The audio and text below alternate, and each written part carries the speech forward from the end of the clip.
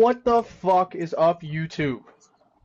It's the lads, it's the boys, it is the Beers and Sports podcast. We are currently drafting right now for the NHL draft for fantasy.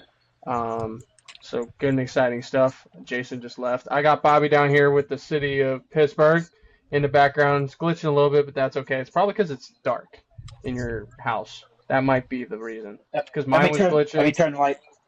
I was like, mine stopped glitching. I mean, green screens are whatever. I got Lambo in my background. Chance is feeling not so hot right now. That helped a little bit. There you go. We're good. So that's my boy Bobby. Jason's coming back eventually, but we are drafting right now. So honestly, a lot of this is going to be. You took a goalie in the second round? Yes. Get the good goalies out of the way so none of you take them. I did it last year. Why are you questioning your champion? Always draft a kicker. You should not be questioning your champion right now. There's my winning pick right there, boys. Not your back-to-back champion, I should point out, too.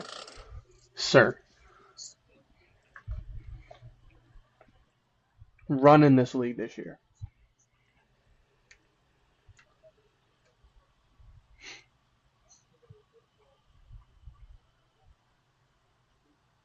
Okay. All right, here we go. I mean, that's hard to turn down.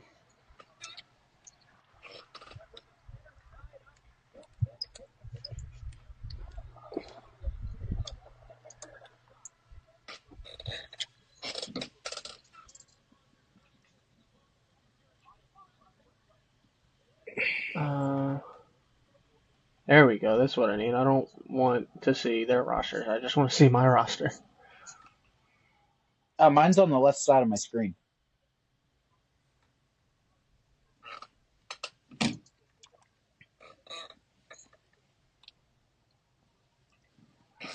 Let's.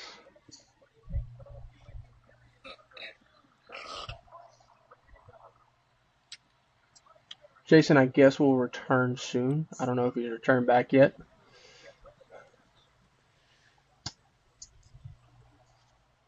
Damn it, he literally picked who I just queued up to pick. It's the worst.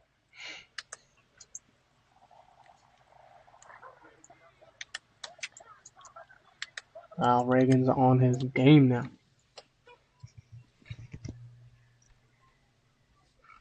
Oh, Chance. Damn it. Who'd he just take? The guy I wanted to take.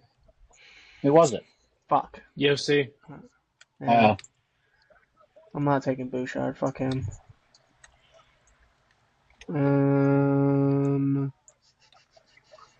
Yeah, I'll take that guy. Let's go forwards.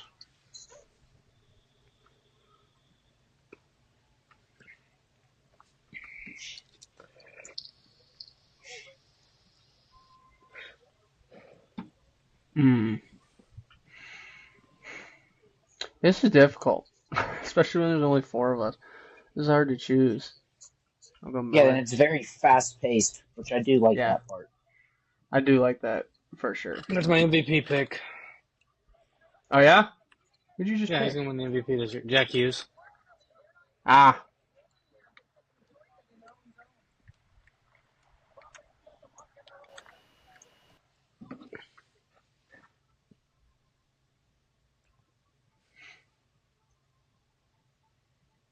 Okay, I think it's working now.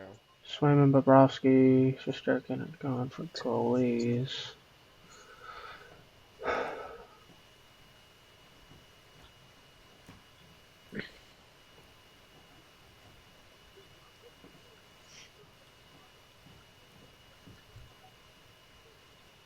And Demko's on IR. Fucking hell. Georgiev.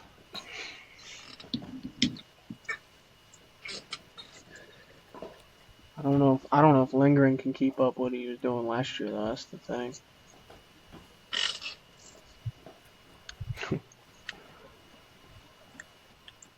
Been riding with him the last 2 years. I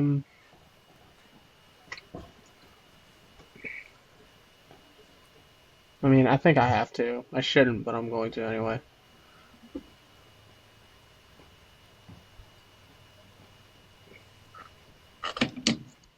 So how was your weekend, Chance and Jason? You two in Columbus, boys?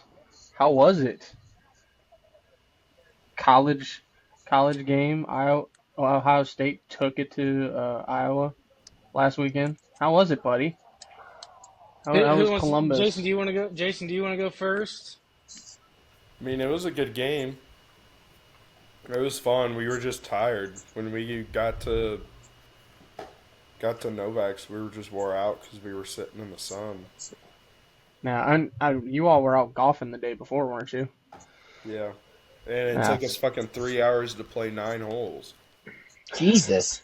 The people in front of us were awful. Yeah, I mean, I'm not. I would not. The people in front of us.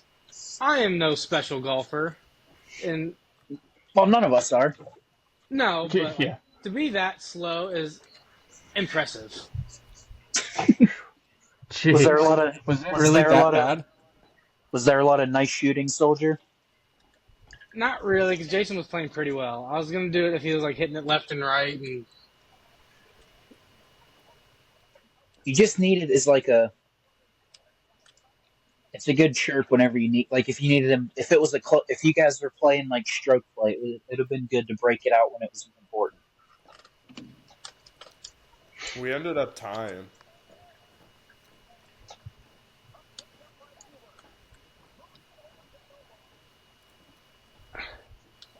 Oh, nice.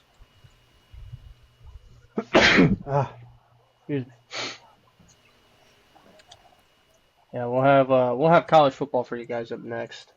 We just got to do our annual hockey draft for the podcast. We'll have some NCAA for you, and then some NFL. There's a lot to talk about in both of those topics.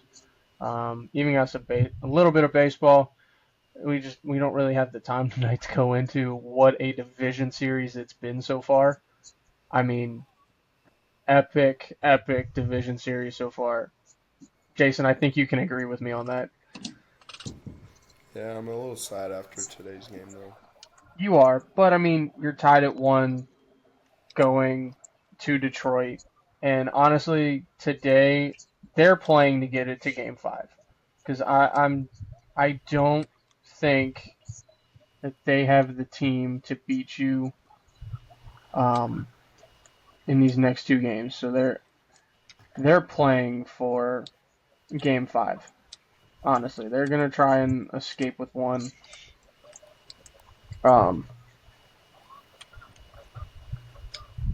At home, obviously, but I don't believe they have the depth that Cleveland does. And it's just a rough day defensively. I mean, that's probably your American League Cy Young winner, most likely. I think he'll get a lot of the votes. I mean, winning the pitching triple crown for the first time since 2011. I believe Justin Verlander did it then, but it's it's difficult. It really is to,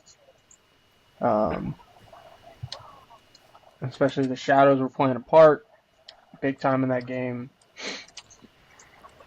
I don't stress it. It's probably going to be a bullpen game the next 2 games, and game 1, your team did absolute work in the bullpen game. So I don't know. I wouldn't stress too much about it. It does suck, but at the end of the day, if you can't leave a 93-mile-an-hour slider out over the middle of the plate to anybody, that unfortunately you can't do in this amazing game of baseball that we play.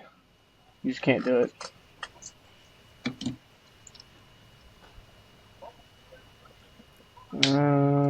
Who the fuck do I want?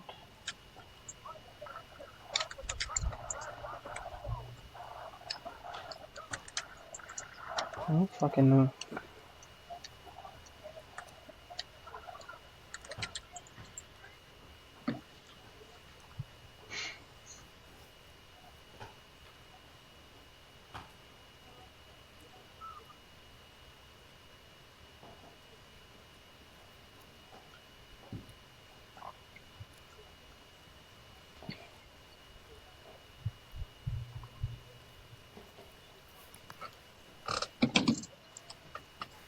I'm not a fan of Bob Costas on MLB games. Really not.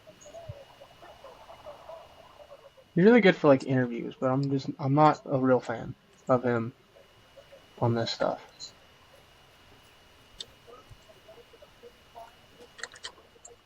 Bobby, what have you thought of the division series so far, dude? Like, it's been absolutely epic in my mind. One of the best so far.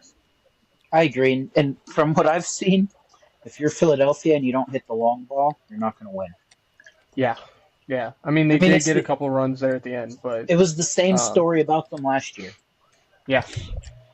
The home run ball, they have to set the tone with the home run ball. It's not.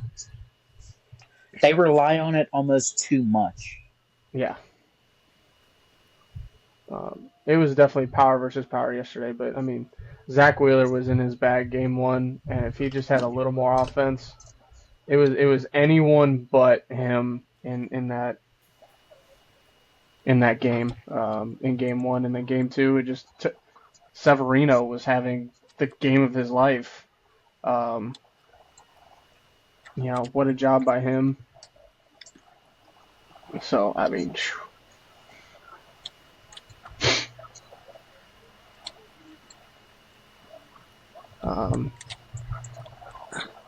But yeah, I mean, he started losing it there at the end. Started overthrowing a little bit, leaving balls down the middle, and that's why you get the two back-to-back home runs. I'm trying to still figure out why Strom, who only throws about 92 to 93, is trying to sneak a fastball by Vientos, who's a good high ball hitter. You know, when you had pitches to play with.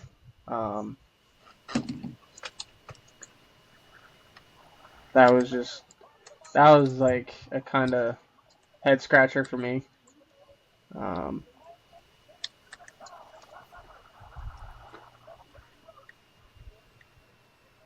But, is what it is.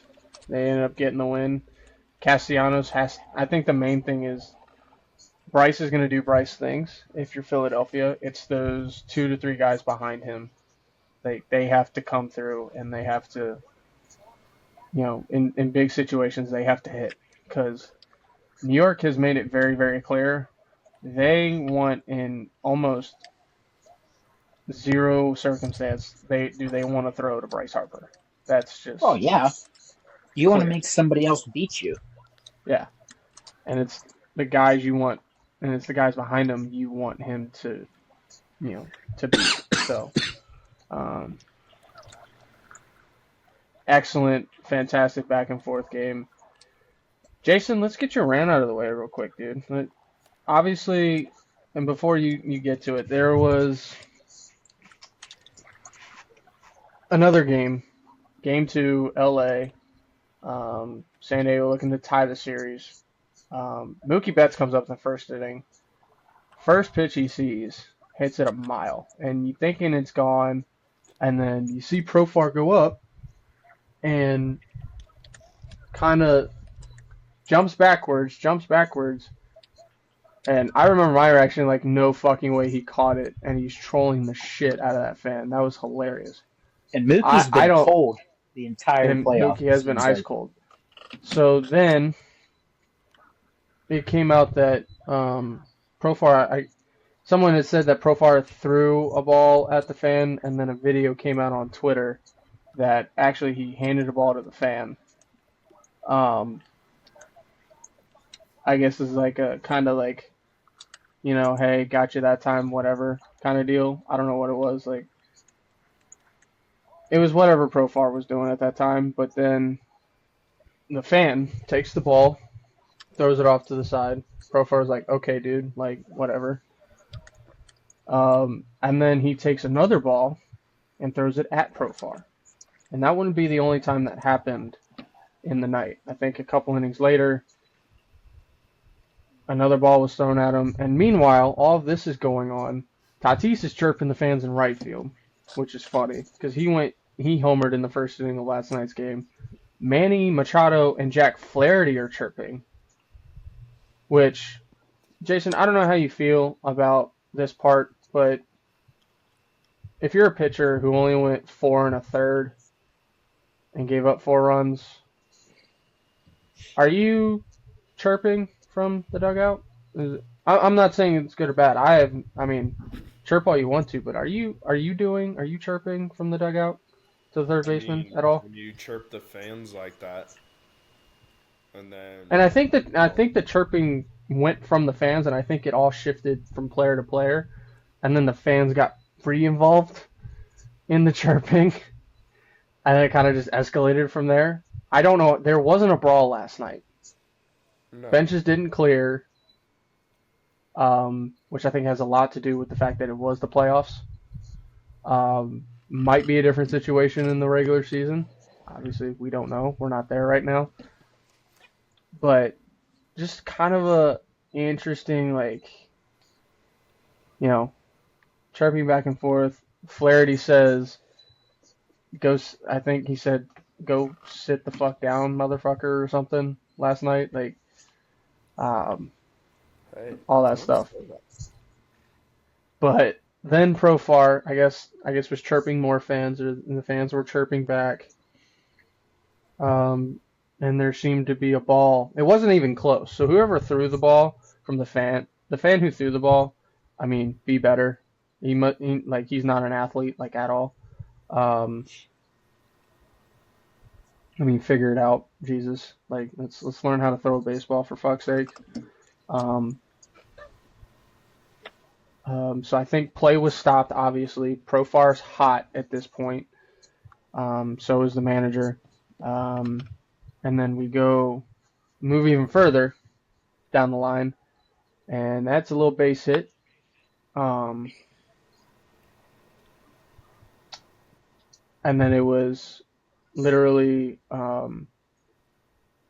play had to stop again later on in this game because fans were throwing things at Tatis in right field, and also throwing things at everyone in the the pitchers in the bullpen. And that poor lady, that poor translator lady, feel bad for her on that one. Almost made that a play, but kind of a interesting situation. Obviously, the Padres end up absolutely destroying the Dodgers in Game 2. I think the final score was 10-2, 10-1, something along those lines, but not a particularly good night in terms of... Personally, I don't mind chirping. I don't mind that stuff. I don't mind the shit talk. It's playoffs, let them play. Don't be making it personal. You know, you want to stare someone down and be like, yeah, I'm fucking him. Okay, I don't care. I don't give a shit about that. Whatever. If you want to talk your shit, talk your shit. And then if you don't back it up, you look like an idiot. I mean, that's your problem, not mine. You know what I mean? That stuff I'm okay with. Now, Jason, you and I talked about it this morning. Because you were like, are you okay with me ranting? I was like, yeah, I got you. You're good. Go ahead, and I'll let you get to it.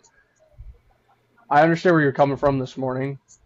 But at the same time, I don't think there's a place for... I don't think the players should be throwing things at fans unless it's to throw the ball up to a kid or something, or to hand to a kid. That's fine, obviously. Every player does it, known to man. What I'm not okay with is a player's back turned and you as a fan just take it and chuck it at, especially a baseball. That shit doesn't feel good. Now I know most fans probably have a noodle of an arm and can't throw a ball. Rookie of the year. Yes, unless Henry Roland Gardner's out there. Yeah. But I'm thinking that there was not one Roland Gardner in however many, I think it was 45,000 that people there. I don't think there was one of them there, and definitely not the people who threw the baseball. They missed by a mile, and it was a dud. So, but I don't think there's a place in it. And the fact that the fan threw it right in front of the security guard that was standing there. And then kind of looked all shocked when the security guard was like, yeah, you need to get the fuck out. What did you think was going to happen? Yeah, really? You throw something at a player, If you throw anything, it's in the rule book. If you throw anything on the field or run onto the field, it's a ban, fine, or jail time. It's in the rules. It's not rocket science. It's there in the Yeah. rule book. And they announced it So, before the game. yeah, like I get, and I understand these are heated rivals and heated division rivals. And the Padres have been chasing LA for what seems forever, since like 2018, 2019. And obviously the Dodgers are looking for a bit of revenge because the last time these two teams met in the postseason, San Diego took them down in 4 games. You Yeah, they know, got swept. like that. Yeah, it was not a good look for LA. And these teams are rather evenly matched. So I knew things were going to get chippy and a little spicy when you have all the egos and the personalities in this game. I just didn't think it would escalate to fans throwing things. I'm glad no one was hurt.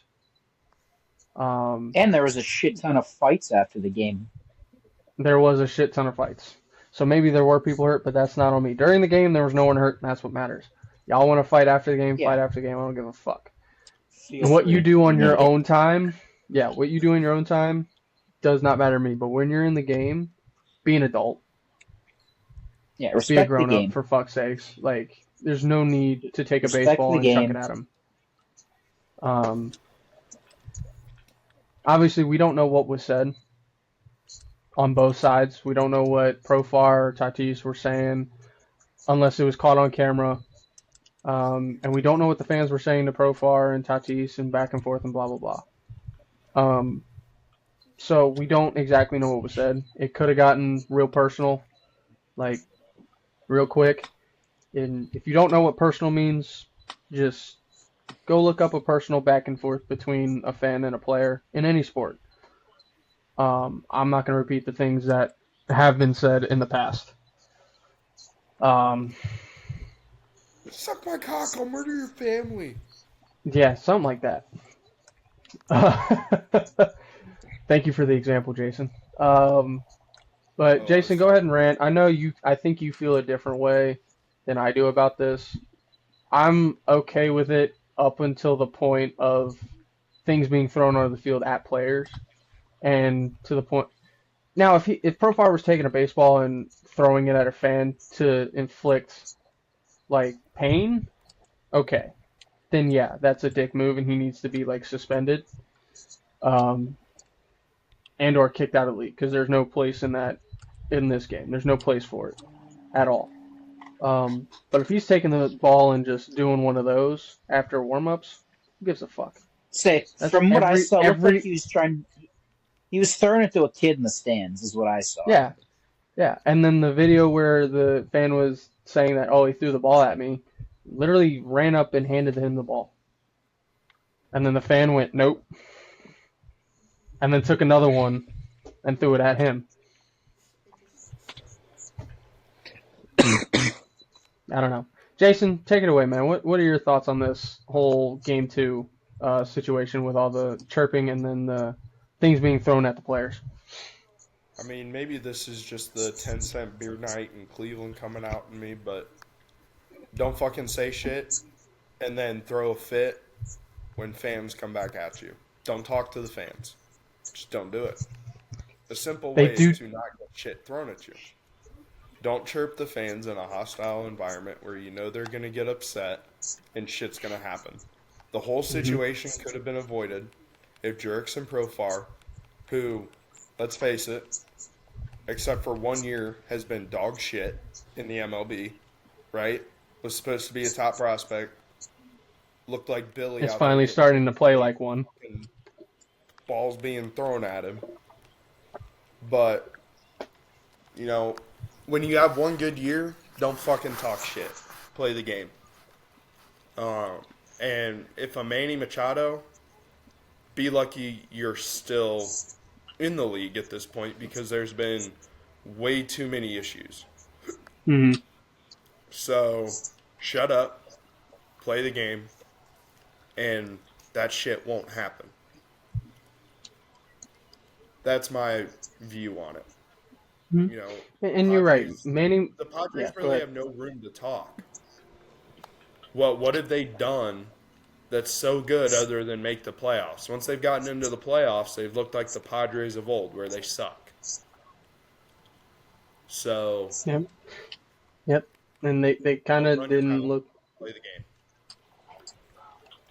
And yeah, at the end of the day, and you're right. You're right about Machado. Obviously, for those who are new to the game of baseball, Machado has not always played for the Padres. He played for the Orioles and then the Dodgers for a short stint. And really, I think ever since he's been on the Padres, I don't know. You haven't really seen what you used to see out of Machado.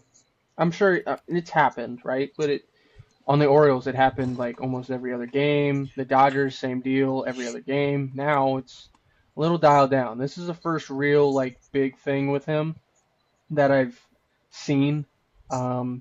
Obviously, Flaherty and Machado did not meet in the parking lot. For those who saw that video of when they were chirping at each other, they go meet me out back. No, the teams, the GMs, the managers, and the owners would not allow that. Especially now.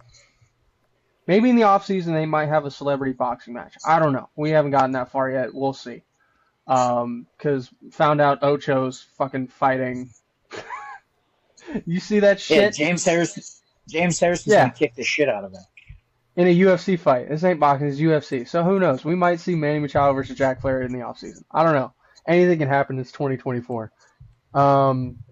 So I don't mind. And you're right. You know, the Padres haven't done anything. Did they beat the Dodgers back in 22? Yes. But did they end up getting kind of wiped by the Phillies? Yes. Phillies were better than them practically every single game that they played. Got the gentleman's sweep, if you will. Yeah, not a good look at all. And like I said, and for coming from an outfielder perspective, you are taught. Dude, why we gotta go there right now? Why? Because that's the main job of an outfielder is to catch. All right. Thank you, Chance. I appreciate it. I'm just letting you know, man. I'm just here for advice. I got Chance, you. did you realize you were missing a sock when you got home? No. Oh. Slugger found it. Oh, that's good. He can use it as a toy. I was like, Slugger will have something to remember him by forever. Yeah. It's like your new best friend, what I heard, Chance. Yeah, he would not leave me alone. That's a privilege, motherfucker. I'm not saying it was not a privilege. I just don't like the toy shoved in my face 24/7. Well, guess what? That's what you're gonna get. Stay at the apartment. That's kind of what a German Shepherd does, buddy. I'm just saying. Bobby, don't worry. I'm working on teaching him to shove beer in our face. I'm fine with that. Yeah, why can't we teach him how to get a beer out of the fridge? That'd be that would be a great skill to learn. Yeah, that would be. You just snap your fingers, and he just goes to the fridge, opens it himself, grabs the beer, and cold goes beer. right on back. Yeah. That would be interesting, but no, it'll be interesting. We'll see how what happens tomorrow night in San Diego. That place is gonna be loud.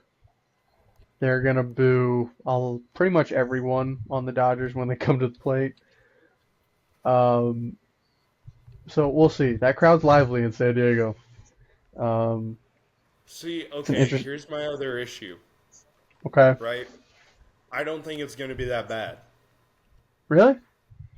No. Those people aren't diehards in San Diego. That's true. There are a lot of casual baseball fans out there for San Diego. I'm not saying it's going to be like diehards in LA. So yeah. I just think that There would be no casual paying that ticket price to go to a game. Yeah, don't run your mouth when you know they're diehards sitting out there who are paying a shit ton of money and are highly intoxicated, most likely. more than Read the likely room. just, yeah, highly intoxicated Los Angeles fans who paid a lot of money to be there. Yeah, good luck. Yeah, and you're taught as an outfielder, obviously don't catch the ball with your face. We got it. Um, Glad you learned that lesson. I don't know why it took you until college to learn that, but it's the only time it's ever happened. Um, but You know, don't when I talk to the catch the fans. ball with my glove, not my face, I like baseball. Starting to Great get the feel success. of it. Yeah, it's great success when you don't use your face as a glove. It's fantastic. It works so well. Anyway, somebody should have told Billy sooner. let's move on from the me getting hit in the face with a fly ball deal. Okay, it was a bad year. It was not great. Bobby was there. We won one game. Okay, let's move on. Yeah, I played in a total of 6 games of 20. Yeah, and half the team didn't want to be there. So, yeah, for sure. Anyway, you were charged as an outfielder. No matter what, do not talk to the fans. Obviously, Well, see, Coach Kent Murphy instructs you otherwise. Yeah. and obviously, According to him, you always have to show yourself off. well, they were showing themselves off to the point where it was getting, baseballs were getting thrown at them. 1-0 New York, ball off the glove, hard hit by Stanton, tough play by Bobby Witt. Stanton made contact? Yes, Stanton has made contact twice in He this still game. probably got thrown out at first. Nope. Gleyber Torres went all the way around from second to home on the ball. Great base running by Gleyber Torres. And Stanton probably almost got thrown out at first base. Probably. But hell of a game one between these two teams, Bobby. New York coming out with the win in that one. Kansas City's gonna Let's hang go with. Royals. Yeah, let's go KC. I'm rooting for KC. Obviously, this is how I am. I'm rooting for Jason's team, obviously, because his team. I root for whoever plays the Yankees. Oh yeah, I think that's everyone except for whoever is a Yankee fan. Jason's is the only team that made it. That's on the podcast that made it to the postseason. I hope they have a good run. I'm all for it, Jason. I'm pulling for you guys. Yeah, absolutely. 74 years. Yeah, I think it's the longest active Yeah. streak right now. Yeah. What, no for World those who don't Series? know- Yeah. That's saying something if the Pirates have one between then. And for those who don't know, Chance is a St. Louis Cardinal fan, Bobby a Pittsburgh Pirate fan, Jason a Cleveland Guardian fan, and I am a Washington Indians. National fan. Huh? At least it's not the Cleveland baseball team. Cleveland Indians. I agree. Yeah. The Indians. You guys need to sign Ricky Vaughn and you'll win it all.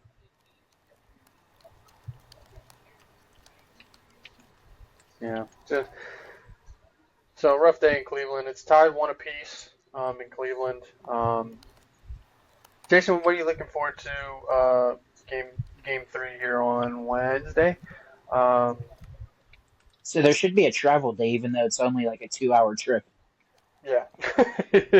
That's the easiest trip you'll probably get in a playoff series.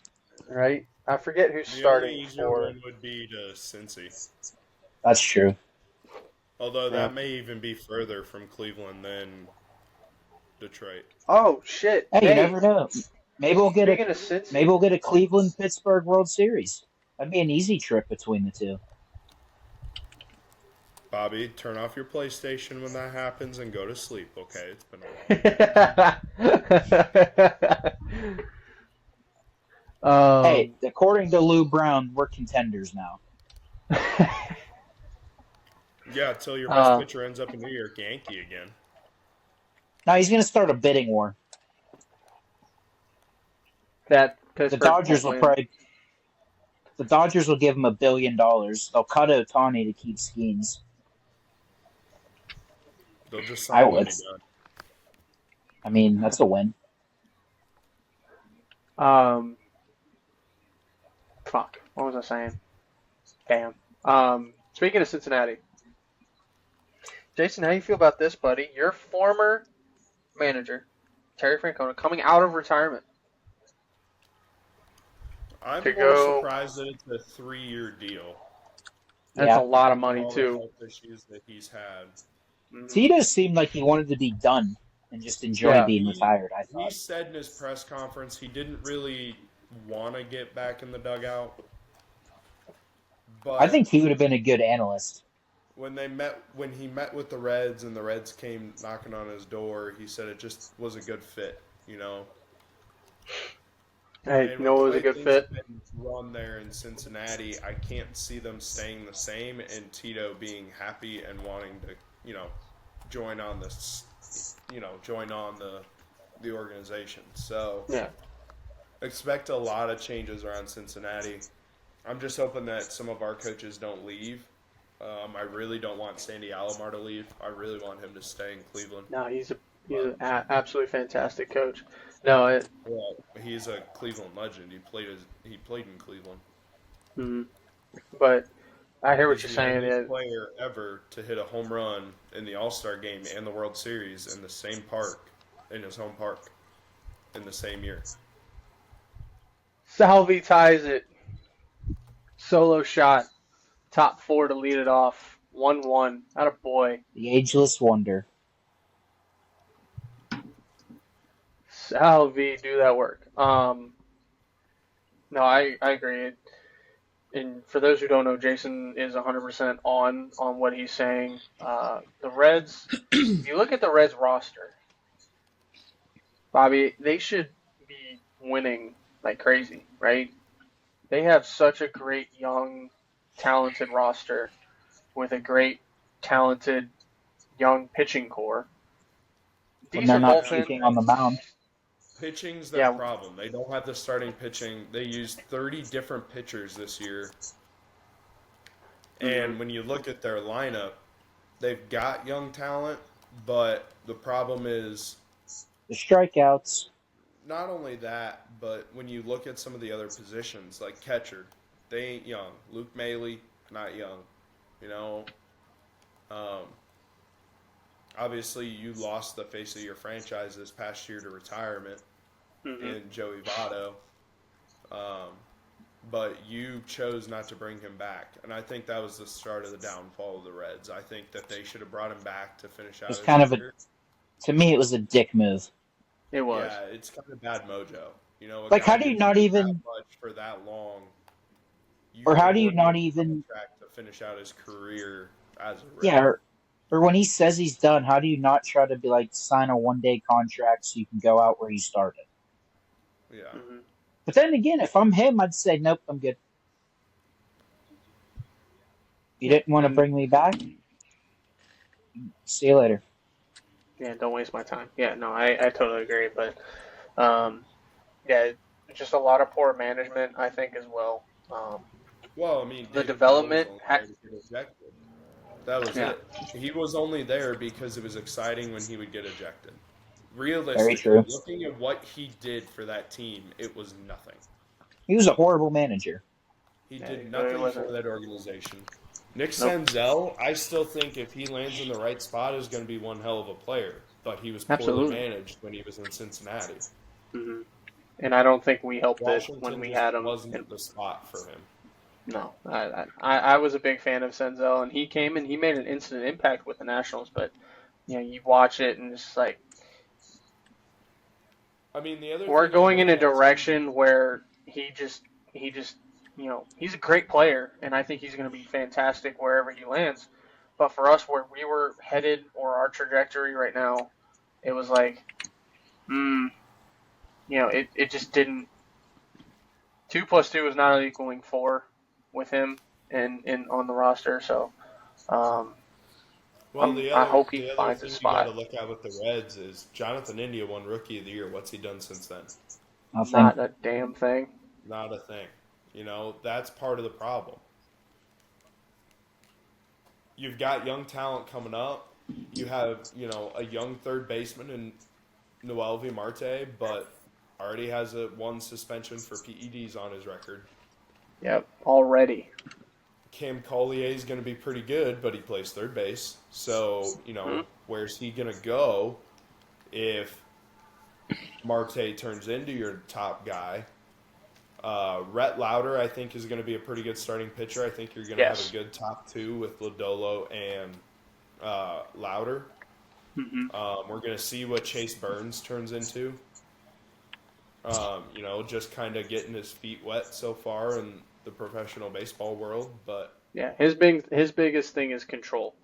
That was his biggest thing in college, is when the 100s started kind of flying all over the place, he couldn't dial it in, and then his slider suffered because of it. Well, he was pitching from behind, so the slider's kind of out of play. Yeah. Yeah, and then that's when they would just kind of tee off on him. But and we'll see what Hunter Green is. I can't get a read on him as a pitcher. He has lightning stuff, but everyone just seems to turn in. Lodolo, in my opinion, is when you look at starting pitchers, he's a 1. I agree. Those guys especially on that team, yeah, he's their ace. I don't think Lauder necessarily steps into that number 2 role right away, because that's a lot of pressure for a kid that young. He's only got 1 full year of professional baseball under his belt. Yeah. So, you got to find somebody, whether it be in free agency, trading, or, finding a guy through your system in spring training that can come in and be your number 2. Because I don't think that right away Lauder's that guy. Yeah. I don't think Hunter Green's that Chase guy. Burns in quite yet this year. I don't think you'll really see him get the call up unless it's in September and they're out of it. But I think their biggest mistake, and I believed it when it happened, and I still believe it, is letting Michael Lorenzen go. Yeah. I think they should have kept Lorenzen, turned him into their number 2 behind Lodolo, and went from there. Because he's been really good ever since he left Cincinnati. And whether that's a Cincinnati problem, we won't really know. It's kind of like New York. These guys leave New York, and, look at Aroldis Chapman.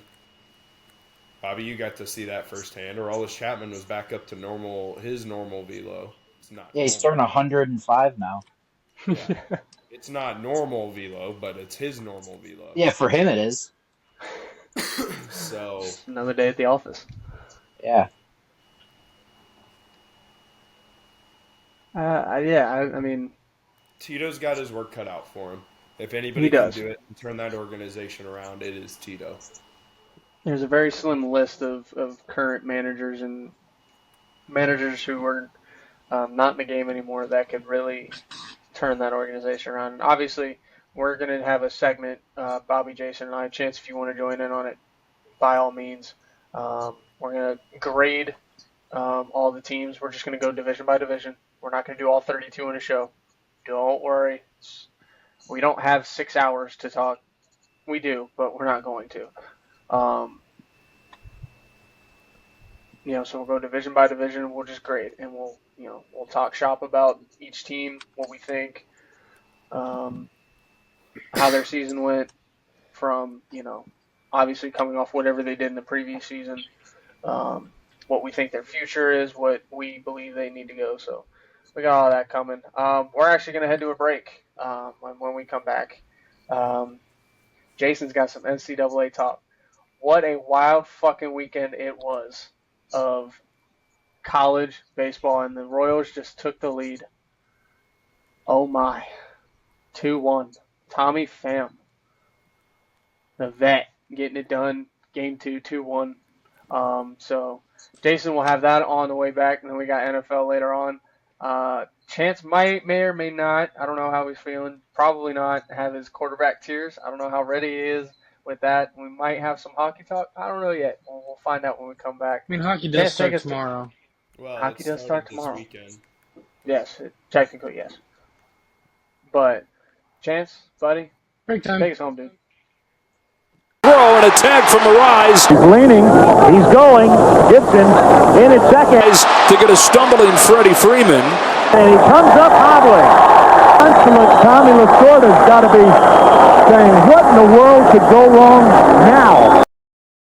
And look who's coming up. And they may put him on and take their chances with Freddie Freeman. If he hits the ball on the ground, I would imagine he would be running 50% to first base. But beating something out in the ground will be limited. So the Dodgers trying to catch lightning right now. Livers. High fly ball into right field. She is gone! She is gone! Gibby! Meet Freddie! Game 1 of the World Series!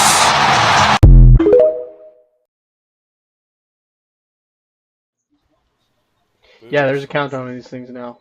It's on the screen for everybody. You got 5 seconds to get your shit together. That's why I said boo. I don't really look at the screen. We know, Chance. All right. So, second hour. Welcome back. It's plus 2. This weekend might go down as the wildest weekend of college football in quite some time. The upsets were in abundance this weekend, and now this upcoming week, because of the games that were played, now a lot of the games that we probably thought a couple weeks ago weren't going to be any good to watch or not as competitive, or one team was going to just absolutely take out the other, we have no idea now. It was a hell of a weekend of college football. I'm going to let my man Jason take it over from here, but holy Jesus, the weekend of the upset, Jason.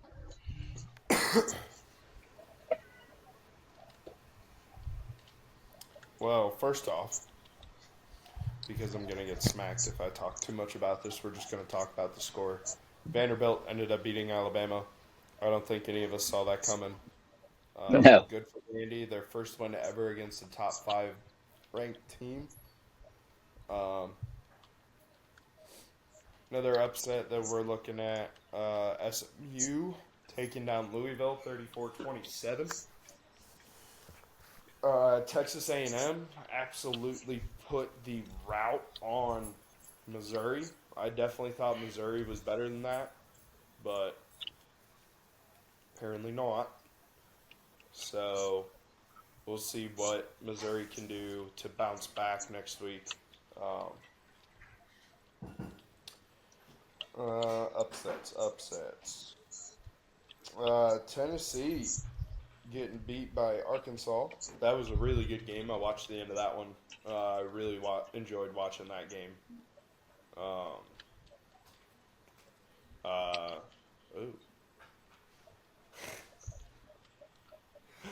That was a great finish. I don't know if Tennessee let the quarterback score there at the end. But, you know, to each their own. You got to try to play it out.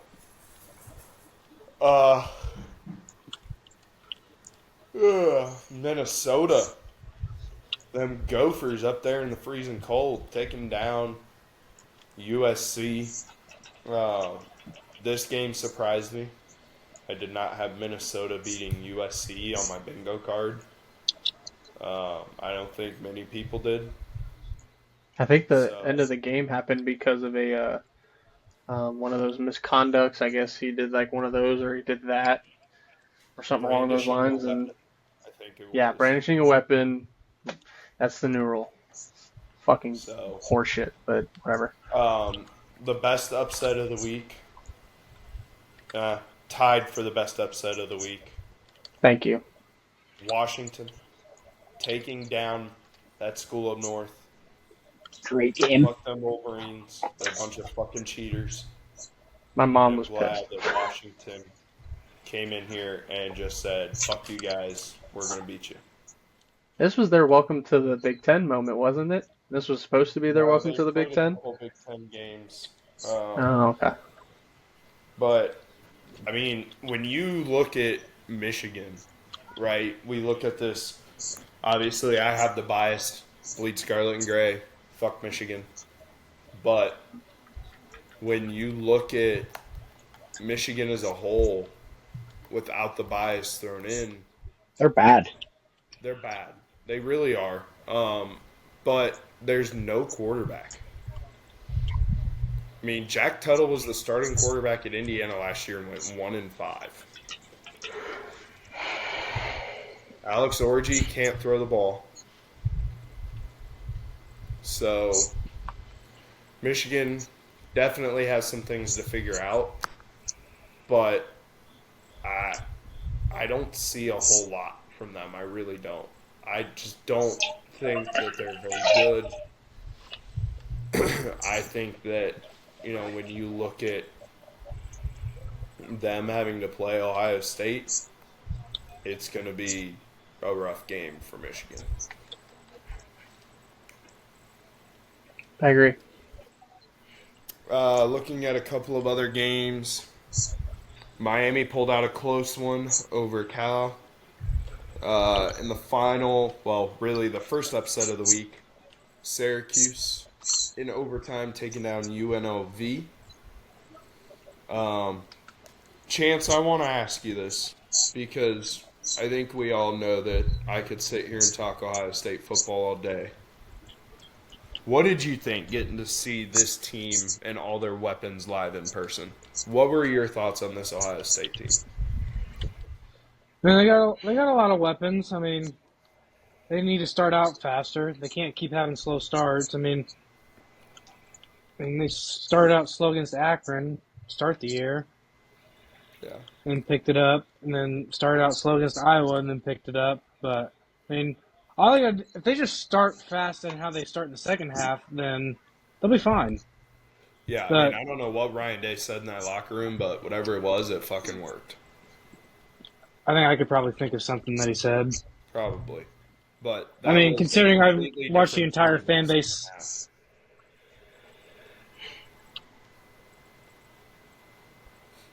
And what was cool was we got to see that Jeremiah Smith touchdown, that one-handed grab right in front of us. Yo, what a fucking catch that was. So, how he keeps doing it, I don't know. But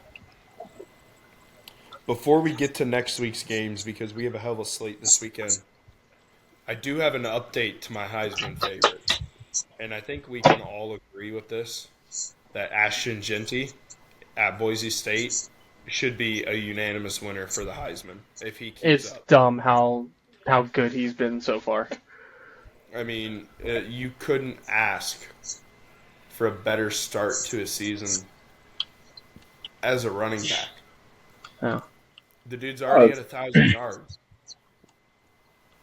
So, this guy, you knew his name. You knew coming in he was going to be, he could be pretty good. But to put up the numbers that he's putting up, it's insane. I don't think too many people saw that coming. Yeah, I think he's broken. I think he might break the NCAA record for all time of broken tackles. I mean, totally honest. Rushing yards record in a season too. Yeah. But I really think he needs to be up there in the Heisman talk. Obviously, he is for a lot of people, and we're really going to see whether these voters need to be changed or not based on, what they say. Because this is just, He's doing some ungodly things. Yeah.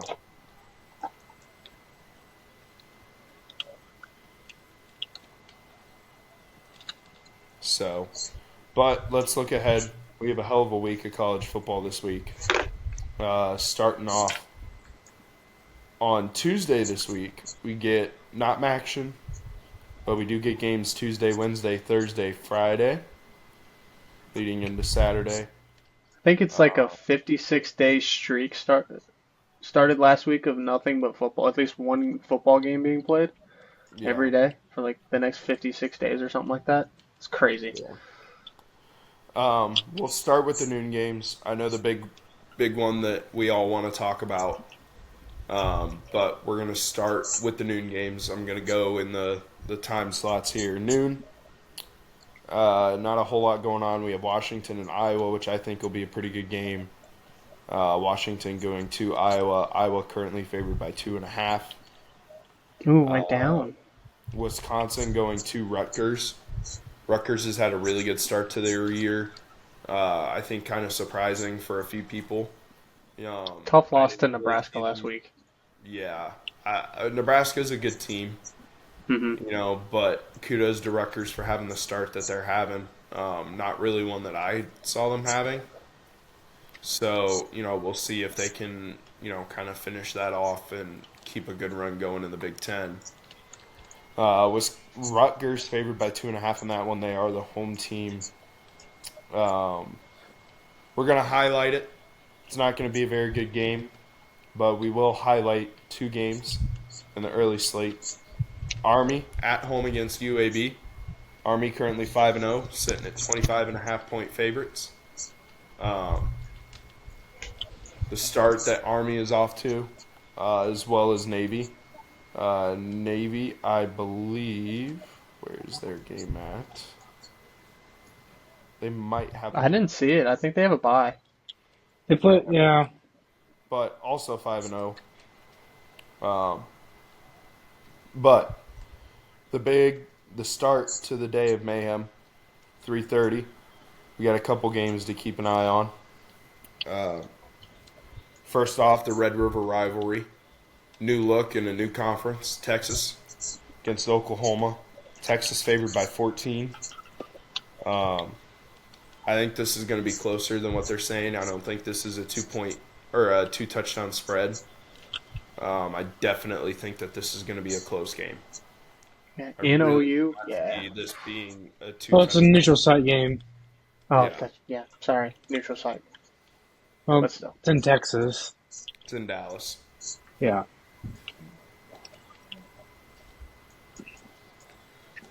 But, both teams always amped up for this game. Oklahoma out to prove something. They haven't had, they're 4-1, but obviously the loss they didn't want to have. So they're looking to come out and show people that they're, they can hang with the big dogs. Obviously not a welcome to the SEC moment here playing the number 1 team in the country, but still going to be a really good game, I think. I think definitely, when you look at games this week, it's definitely I think the third game to watch of the week. Penn State traveling to USC, going to LA to play in the Coliseum. Penn State favored by 5.5.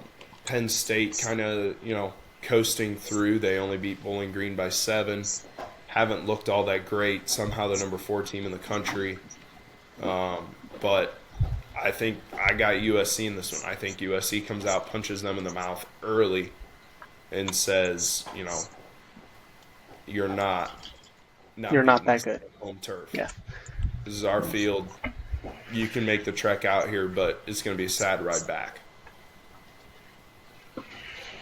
Chance, your Notre Dame Fighting Irish playing Stanford. Notre Dame favored by 24. I don't really see that as too much of a conflict there. I think that's about right. Well, we didn't think that about Northern Illinois. Yeah. I mean, we did think that they couldn't get beat by Northern Illinois, but, I mean, Alabama was favored by like 30.5 over Vanderbilt, and yeah, you saw what happened. So, but I think Notre Dame back at home after having a bye week, you get a full extra week to prepare for this game. I don't really see this being too much of a problem for them, but we'll see. Moving on down,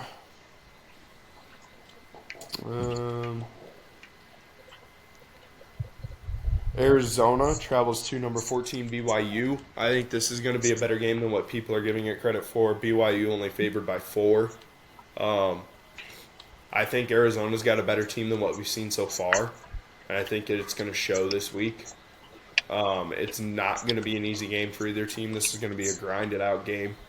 A chance for BYU to really stake their claim to being ranked as high as they are.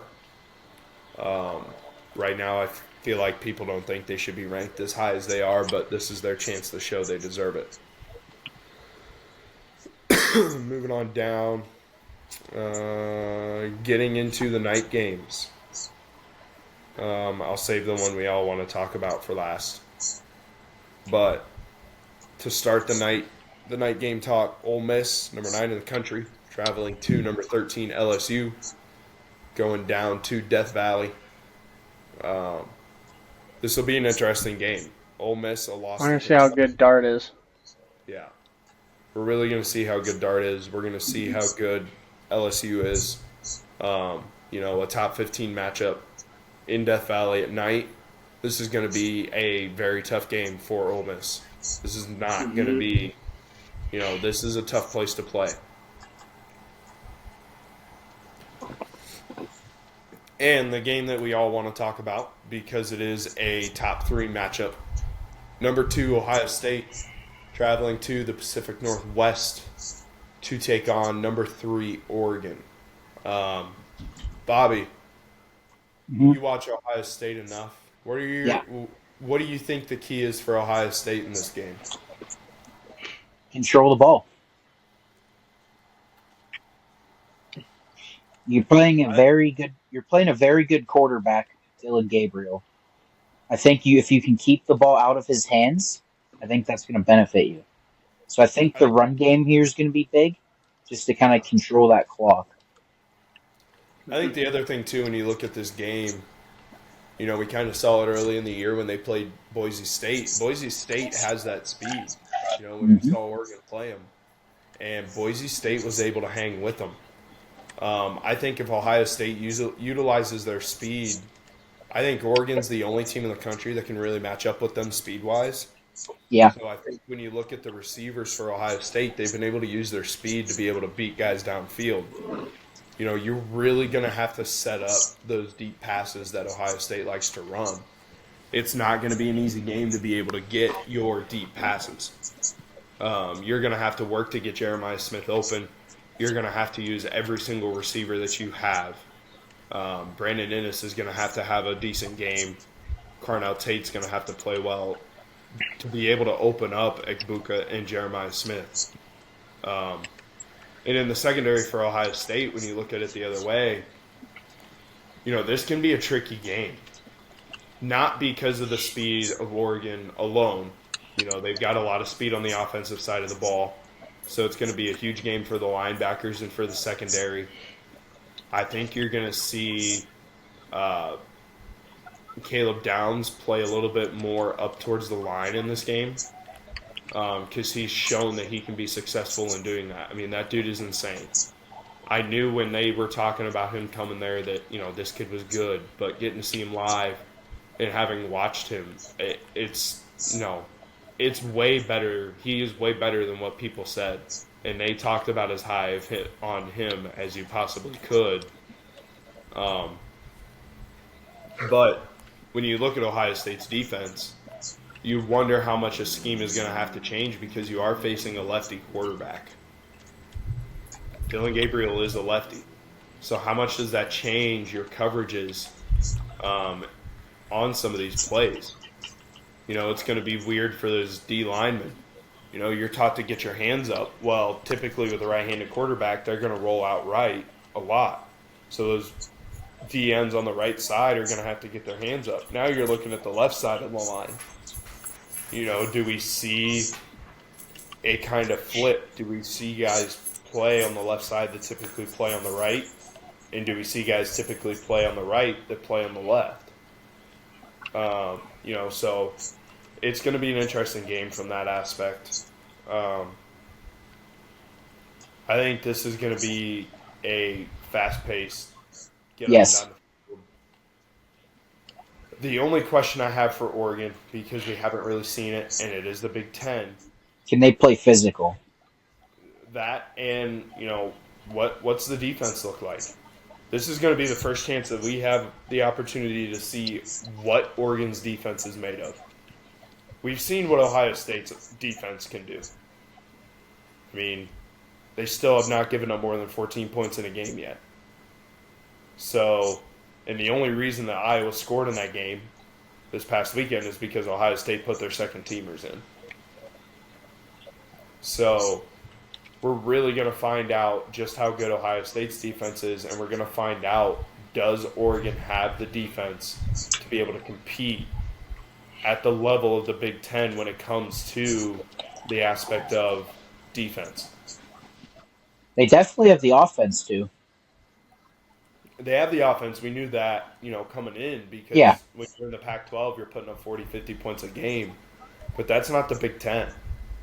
And when we were watching the Washington-Michigan game, I kept hearing that. The head coach kept saying in press conferences, I want our fans to realize this is not the Pac-12.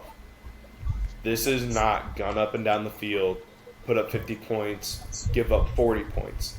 This is Big Ten football. This is put up 40 points if you're lucky and hope that you only give up 20. This is grinded out football. Yep. This is not easy football to play. It's a different style. So we're really going to see from Oregon, can they fit that Big Ten style? Because Ohio State has a very strong run game. They have a very strong front seven on the defensive side of the ball to match the secondary that they're putting out on the field. So I think it's going to be real interesting to kind of watch and see how does Oregon play when a team gets super physical.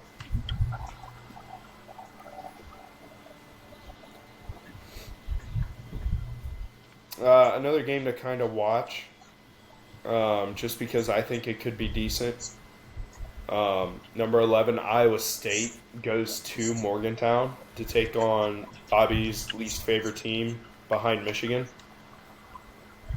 West Virginia, Iowa State. They might be my lead. They might pass Michigan in that one. But Iowa State only favored by 3 going on the road here. Bobby, you saw West Virginia in that game against Pitt. And I've had the opportunity to watch West Virginia a couple times. But they're not a slouch of a team. Yeah, they're 3-2. But that game that Pitt played against West Virginia was a grinded-out game. Yeah, and West Virginia's defense just never could make that big stop. Pitt controlled the entire second half of the game. Yeah. But I think it'll be a pretty good game. I know, Bobby, you'll be rooting for Iowa State, but I think this one has the potential to be an upset. On the road, Big 12 matchup. I think that if West Virginia's defense can get off the field and get stops when they need it, I think that they have a shot to upset Iowa State, and we see number 11 go off the board.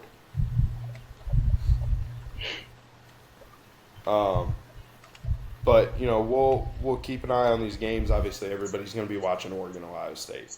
Oh yeah. No doubt in my mind, everybody's going to be watching that one.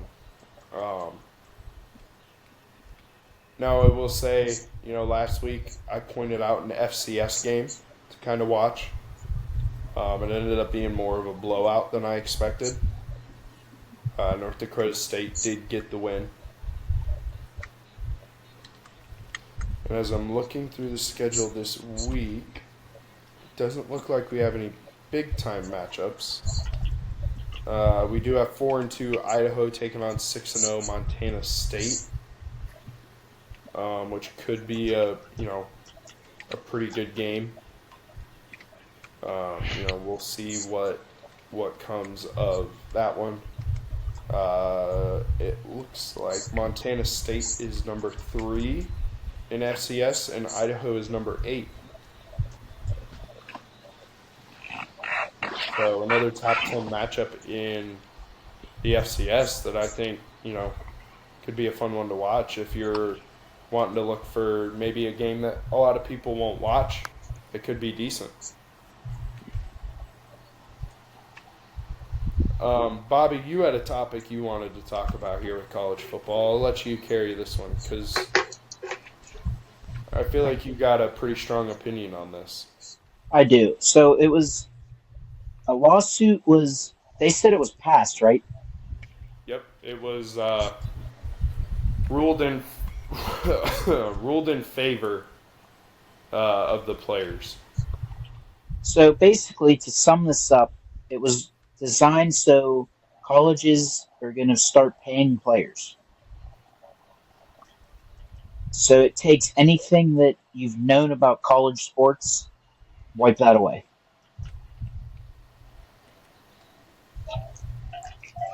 I believe it was a $2.3 billion lawsuit, too, is what the number was. To me, this takes what I used to love about college football completely out of the equation.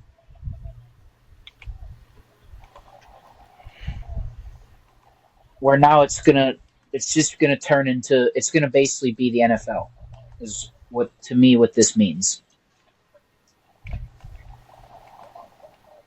Then what are some of your guys' thoughts here? Billy, what's your thought? Because I know you were all for talking about this.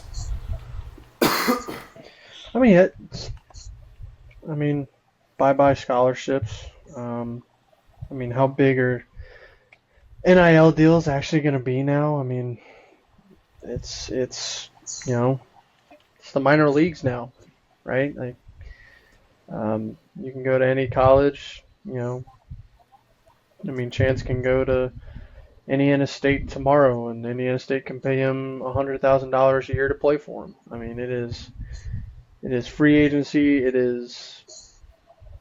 We literally sat here and talked about this, I think, a week ago about the UNLV situation where we thought maybe, won't be shocked if we won't see like a free agent type thing and contracts and agents and all that come into play. And guess what? Damn near a week to the day, we're sitting here and now it's a reality. The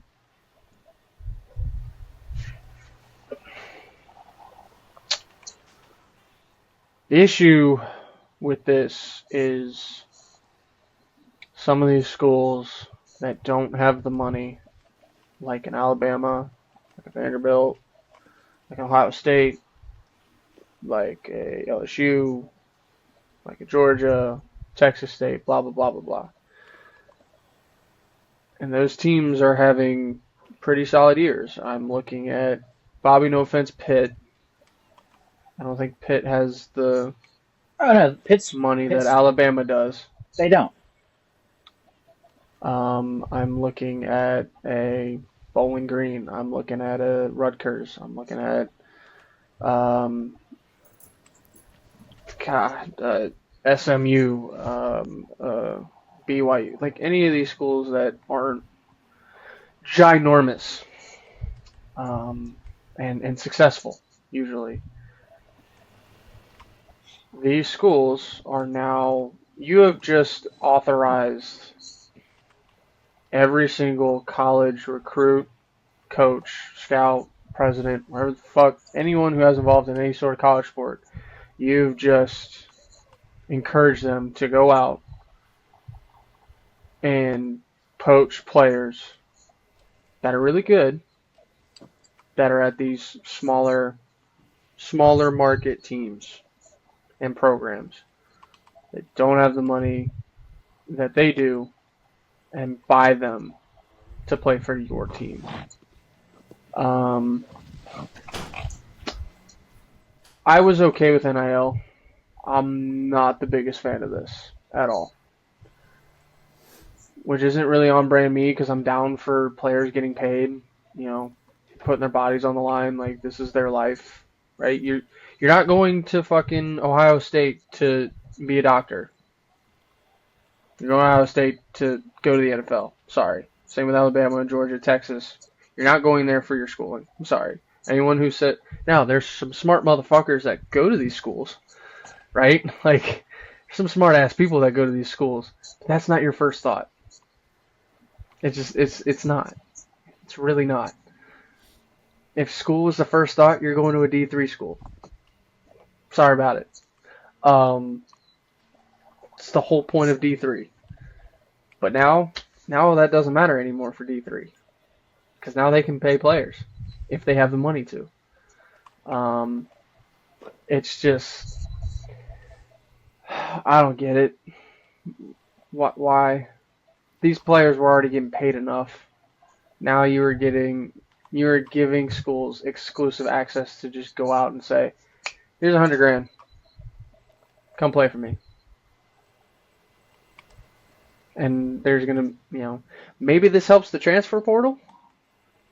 Maybe. I don't know. Maybe this helps it a little. Because, if these are contracts, there's going to be contracts drawn up. Saying, player for 4 years, I'm going to pay you $100,000 for 4 years. There's going to be actual contracts now. There's going to be lawyers and agents involved on top of what is the NIL stuff. So maybe some of these players stay longer.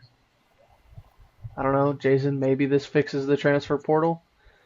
But I still don't like it. I still hate it. I mean, it is becoming less and less college football every single year and more minor league football every single year.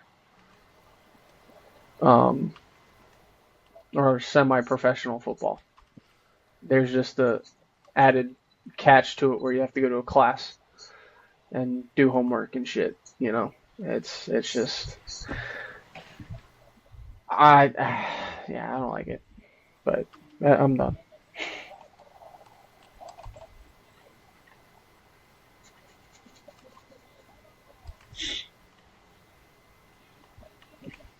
Chance, what are your thoughts on this? Well, I guess you can probably kiss away any tickets that you want to go see a big-time school play now because we've already seen it implemented now with Tennessee, the 10% tax on tickets already to pay their players. That's only going to happen more to these bigger schools. So the average person that wants to go to a big-time game, you ain't going unless you want to spend thousands of dollars just to go to a game that you can see perfectly fine on TV. That's just how it's going to be. You're not going to get – these tickets are going to be outrageous to go to games now because they're going to have to pay their players somehow, and that's going to be through ticket sales. And you're going to have to import some sort of salary cap because this will get out of hand real quick if you don't.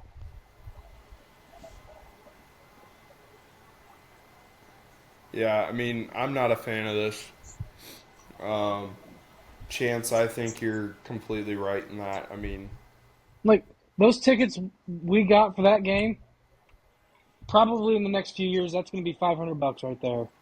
Yeah, a piece. They're good seats, but they're not worth $500 when I can go sit at home and watch it and have a whole view closer to the field. Now, for the price that we paid for them, I would go sit there again. That's just not going to be the reality anymore with these big-time schools. You're not going to be able to go to a game. The average person will not be able to go to the game anymore.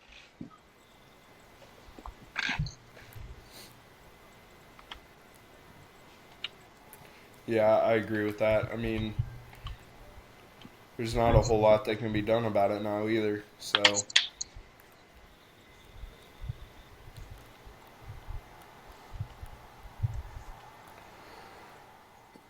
Well, I think that kind of wraps up college football for this week. So, all right. Well, the hour's still there, so let's go ahead and let's jump in the NFL real fast, and then we'll kind of hit the hour and then come back and talk some more NFL football. We can do hockey for the last 10 minutes. All right. You want to take over hockey then? Yeah. Fucking do it. Send it. I know, Jason, you and I binge watched the entire series the night it came out. Has anybody else watched the new Amazon series? I have not had the time yet. I'm planning on watching like 1 or 2 episodes tomorrow because I have a day off to watch it. Okay, well, I highly recommend watching it. Yeah, I heard it's absolutely stellar. Yeah. I've watched 2.5 episodes. I love it. Yeah. How long before Netflix picks this up? I don't think they will. Amazon's already got like a NFL Red Zone type thing going on now with the NHL Mm-hmm. in the U.S. and Canada, so I think Amazon's got the NHL on lock. Love it. Okay, well, Billy, I highly recommend watching it because you see a side of the game that you don't get to see because the NHL is pretty conservative with all their players. Mm-hmm. The owners, they don't like to give a lot out. You don't see emotion from players off the ice. Yeah, they're robots off the ice. Yeah, like I mean, it's an old school league. I mean, coaches still wear shirts and ties. The players got to dress up for each game. Mm-hmm. I mean, you look at all the other leagues, you can wear whatever you want to a game, and it doesn't matter. But, so I highly recommend watching that. And then, probably the biggest news, Jeremy Swayman signs his deal. Took him long enough. I don't know what they were thinking, letting it go this long. The season starts tomorrow. They signed it Sunday? Saturday. I think it was Sunday morning. It was over the weekend. Yeah, it was over the weekend. Because you sent it in the group chat, I think, Sunday morning. Yeah, 8 years, 8.25. I think he accounts for 9% of the cap right now. The cap's only going up, but he's 25 years old. I mean, he is the reason they were in the playoff series. If it wasn't for him, they lose to Toronto. If it wasn't for him, that Florida series doesn't even go 6, or they don't even make it there. So, the fact they let it get this long is concerning, but luckily they were able to get it done.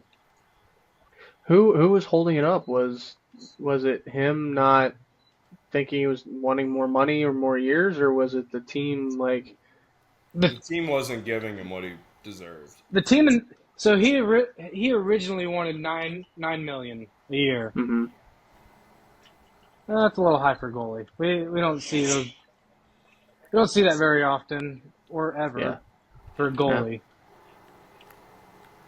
So, but the Bruins originally came out with like 4 years and like $6.5 million, and they just basically said that's a slap in the face. Yeah, they shat on. Which it was. Shat on that deal. Yeah. Yeah. Damn. And then it just kept getting drawn out, and then no one was. I don't really know the full story because everybody was saying different things. Like they weren't coming to the table anymore. Yep. So who really knows what happened? Behind closed doors, we'll never know. I mean, it's funny when you go to look up these kind of stories and you go on Google and you read through and you look at articles. You see 7 different stories. Yeah, but then you go to Twitter and you see 20 more stories. You're like, what the fuck? Yeah, you don't know what to believe, and obviously we'll never know the full story unless they come out and say something about it. But, yeah. I mean... Come on the show, Swayman. Yeah. We'll get to the bottom of it. He does talk about his contract during the show. I will say that. Sweet. I can't wait. Yeah, I'm excited to see, like... It's not as in-depth as you think. Yeah. I'm just excited to see, like, their personalities. Like, because you don't really... Swayman's a very kind of laid-back guy. They all are off the ice. But when they get on that ice, they turn that switch on, and it's like, holy fuck, you're this human? Well, you have to. But then you're off the ice, and you're like, yeah, you have a twin? Like, who the fuck is this guy? You know what I mean? Like, I will say, like, next year, if they do this again, I don't think they do Crosby. I don't. He's too boring. And we kind of saw it firsthand with McDavid. McDavid's episodes off the ice really weren't anything special. It's kind of he is a Crosby and how boring he is, and all he does is hockey. So I don't think No, all I you don't can think do we'll ever if you're get them. Crosby. No offense to McDavid, but he's nowhere near Sidney Crosby. I'd say he is skill wise. I think, in terms of being boring, that's what I saw on Twitter. It was like, they're really cool episodes. It's just like you really see what all the people kind of, what we joke about all the time, like memes and stuff. Obviously, it was put in the limelight for sure on Letterkenny when they did the interview. One of their funniest, I think, skits ever was their mock-up of NHL interviews.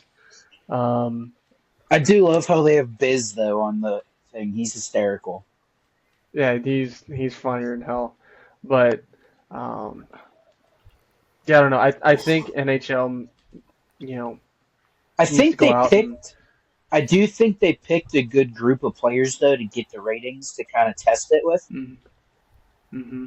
Yeah. I Yeah, mean, they chose like really, really good players, but Yeah, a lot of these really, really good players aren't like great personalities to kind of follow. You know what yeah, I but mean? Like, they're all hockey all the time. yeah, that's what makes them so great is that they are all hockey. They're not, they're not these decent players who are like have this really awesome, outgoing personality. And that's not really hockey. It's not really, if you want to be good, you live and breathe and die hockey. That's all you do. The only time you're not doing is when you're sleeping. Like that's it. And even then, you're probably sitting there dreaming like, making the game-winning, goal. Like it's what you do. That is your life. That is all you do. I honestly, I wish more sports were like that. I really do. I wish more sports would follow that. Like you are that person, and then when you're in the game on the ice, let that personality just fucking. I mean, Chance, Bobby, you know this. McDavid and Crosby are the two most exciting people to watch on the ice. When they get off the ice, like you're like, God, they put you to sleep. Almost, right? Like, am I wrong in saying that? All hockey all the time. Yeah, it's how it has to be if you want to be great. But I'm looking forward to seeing it.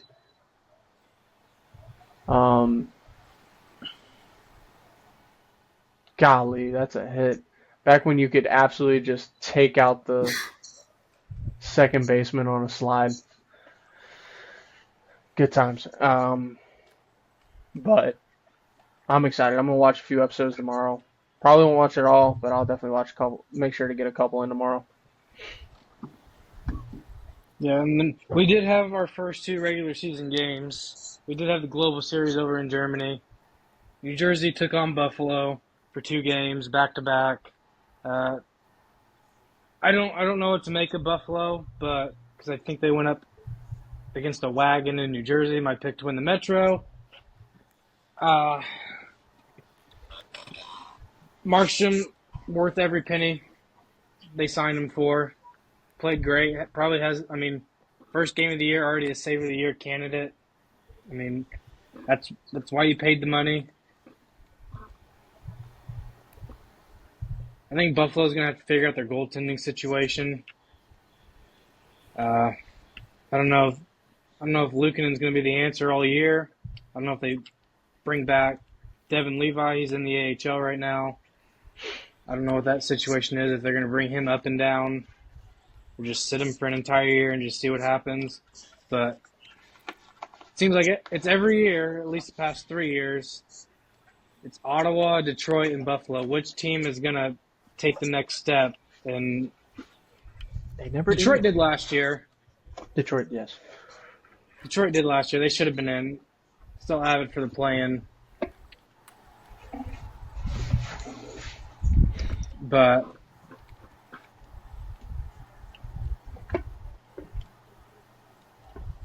so it'll be interesting to see what Buffalo actually is going later in the year. But I think I got a pretty good idea of what Jersey is going to be.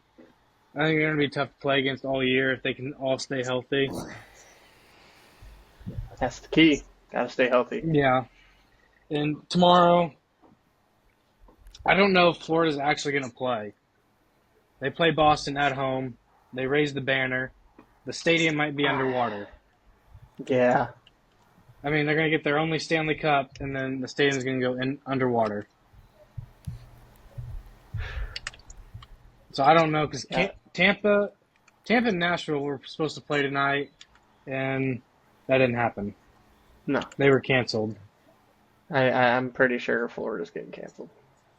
Because it's like all of Florida getting absolutely shredded by Cat 5. Like,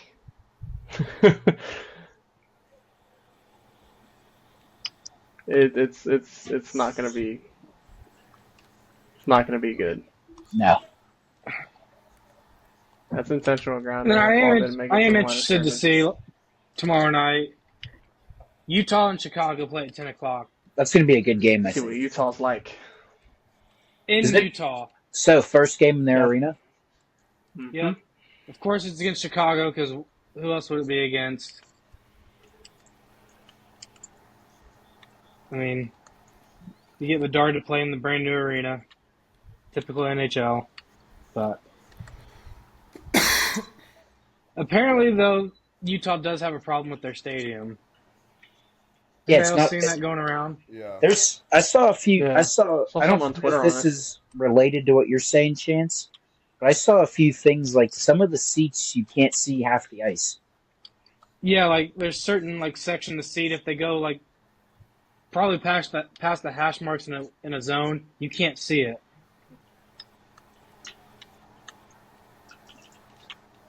So I know they are working on a thing to fix that, but I don't know how you're going to be able to fix that in the middle. I mean, the season starts tomorrow.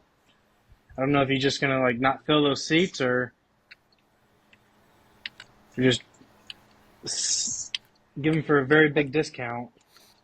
Like, I think I don't think you fill those seats, at least for now, until you can figure out a more long-term solution into fixing it, right? Like, that would be the What smart if those thing are to somebody's season tickets? Yeah. do. Yeah.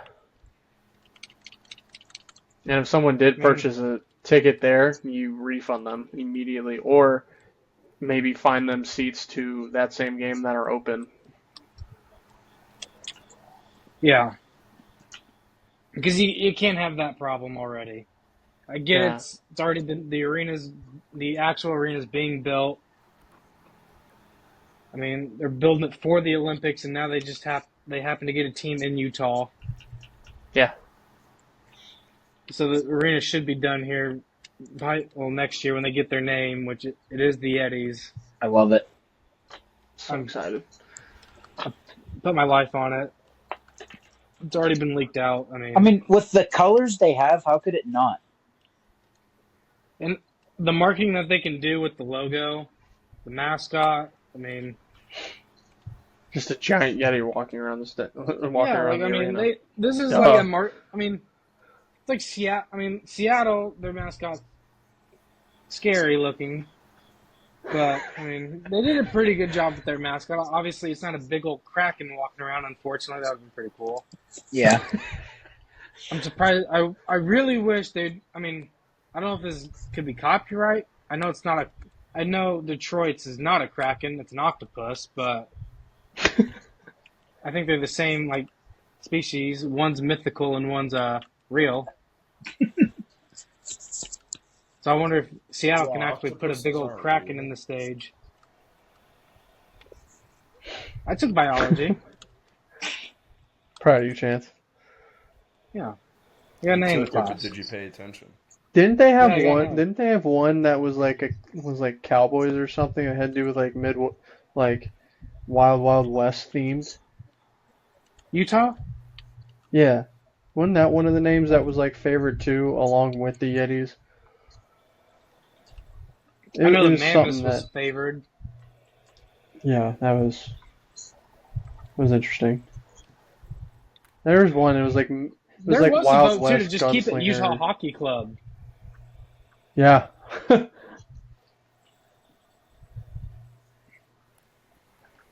No, you gotta have a mascot. I'm sorry. I mean, you don't have to. Does every I team? mean, No, Detroit doesn't have a mascot. you have to have a name. Yeah, the hockey club. I mean, no. I mean, it's not a bad name. I mean, the logo's cool. That was very cool. No, I'm excited to watch Utah in a full. Hopefully, it's full tomorrow. Oh, I bet you It it'll. will be. Did you guys see? I will This will think be so. loud. Did you see how cheap they're making everything too? Yeah, the concession stand. They're doing it. They're doing it right. Ryan They're Smith. doing it for the Congratulations. Jazz games, too. Yep. The what? The Utah Jazz games. Oh, they're doing them. Oh, no shit. Yeah, that owner is really just going all out this year for his teams. So good for him. Good for Utah fans. Hopefully the product on the ice and on the court's going to be, good enough to want to come out and do that, because Arizona wasn't one of the best teams in hockey last year for sure. But like I think Chance and I said, is like that crowd, they're going to experience that. A lot of young players are going to experience that probably for the first time, and they're like, oh shit, they're cheering for us. Yeah, like they're a lot of times officially now last like year, playing in an NHL. yeah. The locker rooms, your own fan base, really. Yep, and So- it's just, last year you don't get this unless you go on the road, and now they're our fans. They're cheering for me. They're cheering for us. Cheering for this team. Oh shit, here we go. You give a young team something new and awesome like that, take off.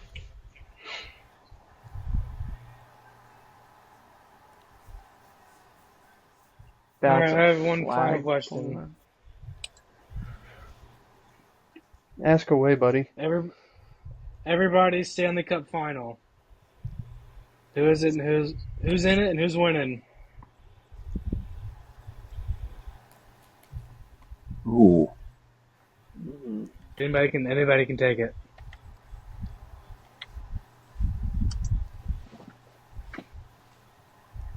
I've got Nashville and Boston, with Nashville winning it.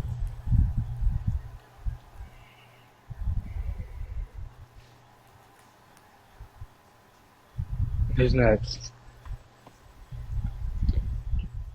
I'll I'm go thinking. Dallas and Toronto, with Toronto getting over the hump. I love it. They have to. Toronto might burn to the ground if they go to the playoffs and have an early exit and I think take they'll burn to another the ground if they win massive the shit. cup. It will. So either way, Toronto may not exist after this season. Because what will this be? 5 years straight, if they don't, of being a favorite in a lot of experts with common sense, and then they just don't perform well. They've won one playoff series in the last 4 or 5 years now. Yeah. You have to get over the hump. There's no more excuses. You can't continue just to go every single year, be a top 2, maybe 3 seed in your division, get a semi-favorable matchup, and lose. You can't do it anymore. You just can't do it. You have to win. You are running out of time if you're trying. And I can say the same for Dallas. I can say them on the other side. you're running out of time in Dallas. But I think there's more time in Dallas than there is in Toronto right now. I agree.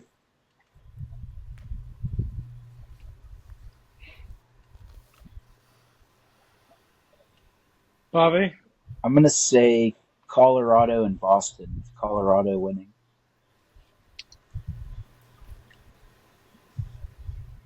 I got Edmonton and Toronto. I got all Canada final. I got Edmonton coming out on top. And for those who weren't here last year, this was the same final he called last year. He was half right last year, though, so I will give him that. He was half right. I will say this: last year, when we did our playoff bracket, I predicted the entire West correctly. He did. He did do that. I almost So maybe picked this the entire year he East turns around and correctly gets too. East. Yeah, very close. If it wasn't for Toronto. Yeah, no shit. Maybe don't pick Toronto and you might get somewhere, though. Maybe just be like, hop off the bandwagon, that reverse, psychology type shit. No, I'm No, still just me. gonna ride them. Ryan, this is 5 years in a row. Are you gonna hop off if they're a first round exit this year? No, I'm not hopping. off. I That's gotta the find a biggest team question. I always have a team to root for in the East, and it's Toronto. Which it might change this year to Detroit. If they continue to do what they did in the second half last year, yeah, they might be a wagon. They got Tarasenko now, so I'm probably gonna ride the wave of Detroit this year. Mm-hmm. Plus, I'd like to see Alrighty. Detroit in the playoffs. Yeah.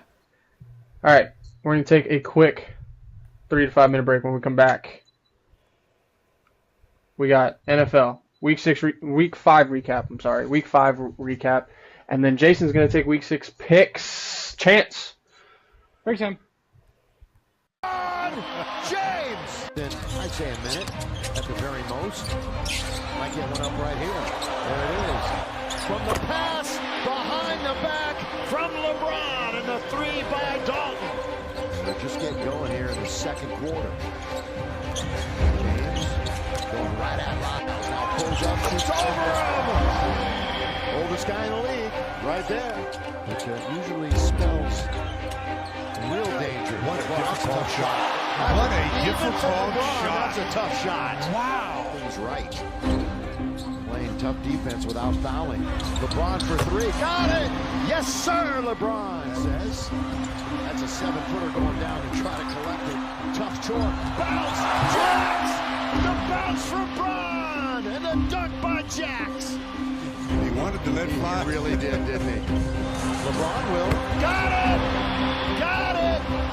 2 threes right away for the Lakers. 2 along with 21 points. And he's underneath. He puts it up and in. Got it. Foul. Crowd on his feet for the king. Not going to happen. He wants to. For 3. Yes, sir. LeBron James. Directing traffic with Sabonis in front of him. We're early in the 4th. LeBron James again. The Lakers get another attempt up by 12. Year 22. They don't have to foul. No, they shouldn't foul. Yeah. In other words, they'll get it back unless Rui slams it home. Might have put it to bed. We'll see.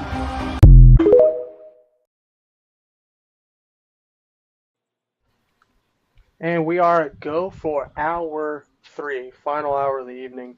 We got NFL to talk, so let's run through week 5 real quick because it was a crazy one. We're finishing up week 5 actually right now because at the time of this recording it's Monday night. We got Kansas City playing the Saints right now. Kansas City up 16-7 currently. Saints not looking too hot offensively, Jason. Yeah, whatever was clicking in the first 2 weeks is not clicking anymore. But we'll get to that in a minute. Thursday night. Fellas, epic fucking game in Atlanta. might be the best Thursday night game of the year. Probably the only good Thursday night game of the year. They always suck. Yeah, I mean, this was a fantastic game, an absolute shootout duel in Atlanta, which is crazy because Baker only threw for 180 yards, but he had 3 touchdowns. Cousins, I mean, fucking hell, he is doing his damnedest to make sure that Penix does not see the field at all. 42 of 58 this week, 509 yards. Yeah, but it was Matt Ryan. It 500 was Matt Ryan night, and Cousins broke his records. Right. Love it. 4 touchdowns and 1 interception. Drake London, 154 receiving yards. Might be his best game as an Atlanta Falcon. Would you boys agree with that? It might be his best game. Yeah. Kyle Pitts' best game for sure. Absolutely. Yeah. Darnell Mooney had 2 touchdowns. I mean, this is what I think, Jason, this is what I think we thought Atlanta could be with Drake London, Darnell Mooney. You got Bijan Robinson in the backfield tearing it up. You got Kyle fucking Pitt. Yeah. And you have Kyle fucking Pitts, who finally seems to be breaking through. Cousins is giving him opportunities. They are running plays for him, and it looks like it's paying off. Mike Evans, 2 touchdowns. I mean, this is the South right here. It's between these 2 teams. I think we all knew that at the beginning of the year. I don't know what's happening to New Orleans. It's the first 2 weeks. They're dropping 90 on everybody, and the last couple, I don't think they've eclipsed 40 in the last 3 weeks. So, Jason, this game was epic. Go ahead. I think Derek Carr heard all the MVP talks, and he's like, "Oh shit." Let me remember who the fuck I actually am. Yeah. I'm not supposed to win. Jason, MVPs. talk to me about this game, man. This is the Atlanta team. I think we all thought, that this is the Atlanta team we thought that they could be. Well, considering I was at a hockey game and missed most of the game and then came back and fell asleep, I didn't see it. So. Okay, move on to Bobby then. Yeah, I agree with Chance. It was definitely one of the better Thursday night games we're going to see. I thought it was very entertaining. I was shocked when I looked up and Baker only threw for like 130 yards, though, with how much of a shootout it was. Yeah. Just watching the game, I'm thinking, Baker probably threw for about at least 250. Oh, never mind. Yeah, 180. Oh, 3 tuds? Huh? That stat line doesn't match up. What the hell? Wait, he threw the ball only 29 times? Huh? I felt like I was watching a Pac-12 football game. Yeah, right? It's like, wow. Chance, I'm sure you watched a lot of this game. What were your thoughts on this one? Well, I was watching most of it, and then as soon as it was getting ready to get to the very good ending, someone's dog turned the TV off by itself. So I missed it. And I didn't want to get up because I didn't know where the remote was, and I was like, yeah. And Jason was sound asleep.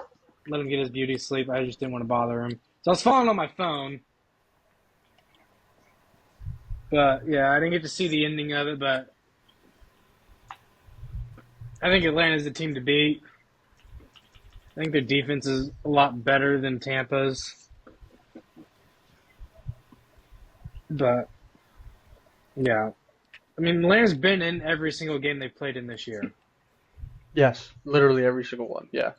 Yeah, I think they are a couple plays and a couple. Yeah, they are a couple plays and a couple calls away from being.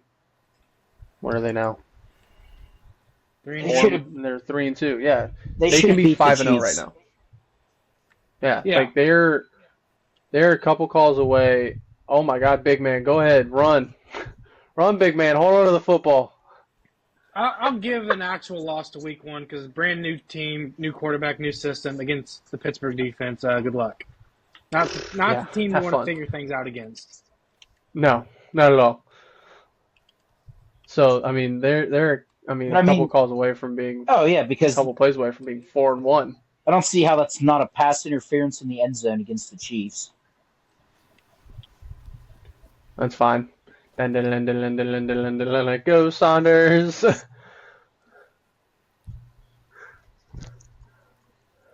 Look at Big Man get it, Bobby. Go ahead. Yes, I'm not watching the game. He'll never have. Oh man. I refuse Saunders is right moment, right to time. watch any of the Chiefs games. Yeah. But yeah, great Thursday night game. Really set the tone for what was going to be a pretty wild weekend, fellas. Hey, don't look now, but Daniel Jones looks like an NFL quarterback again.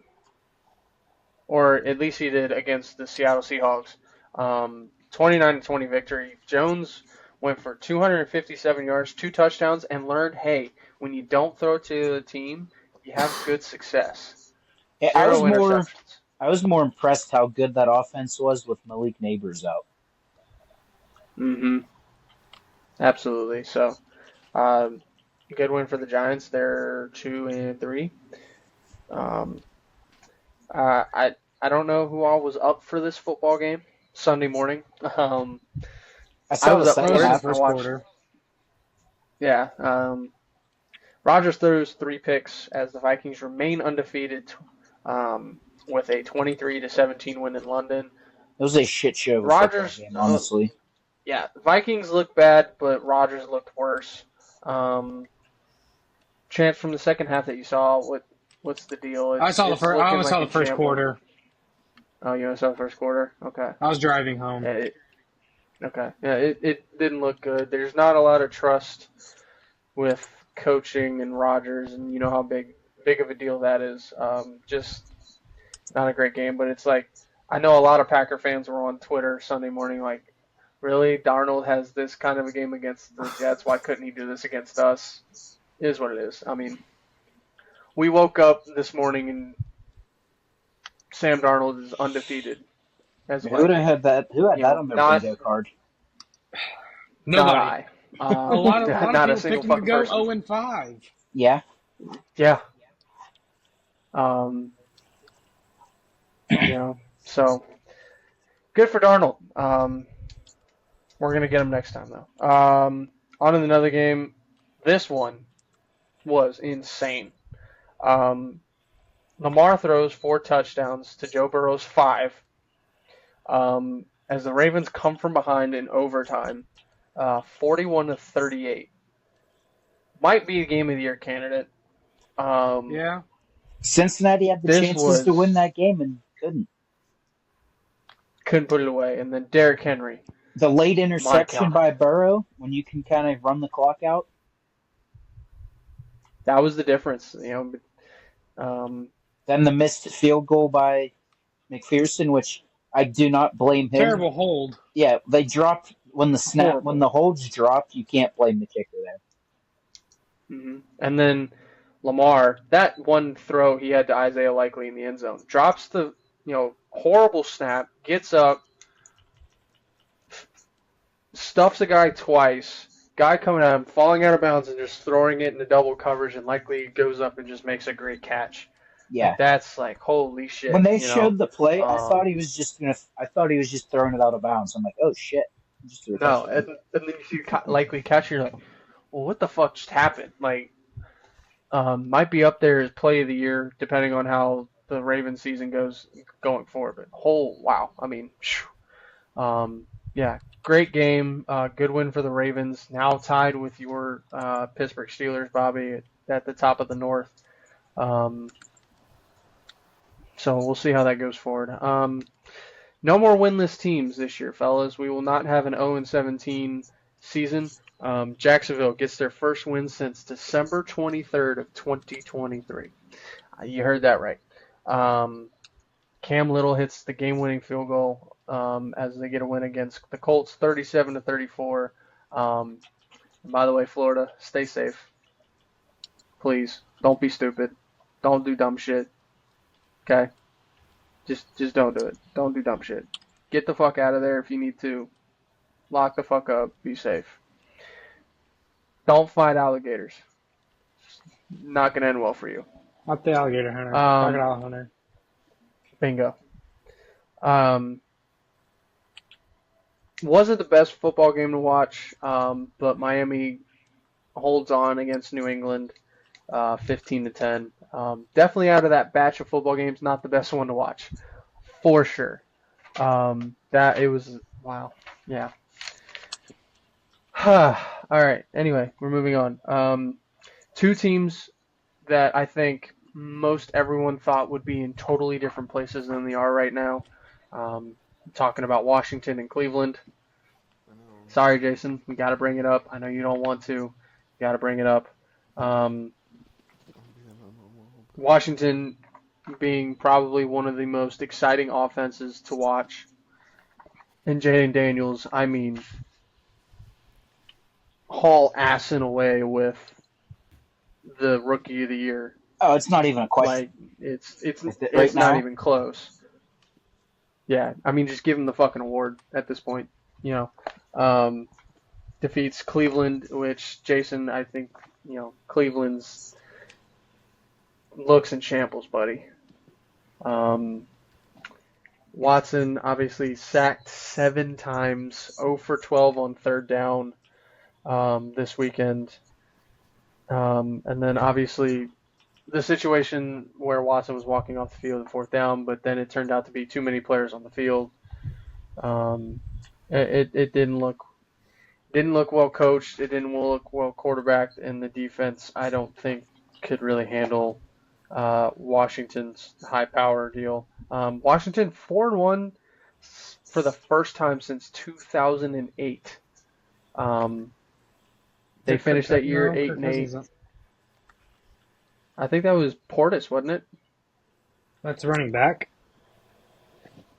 Clinton Portis Was a running back. Yeah, that's a running back. was a running back. Who was the quarterback Yes, then?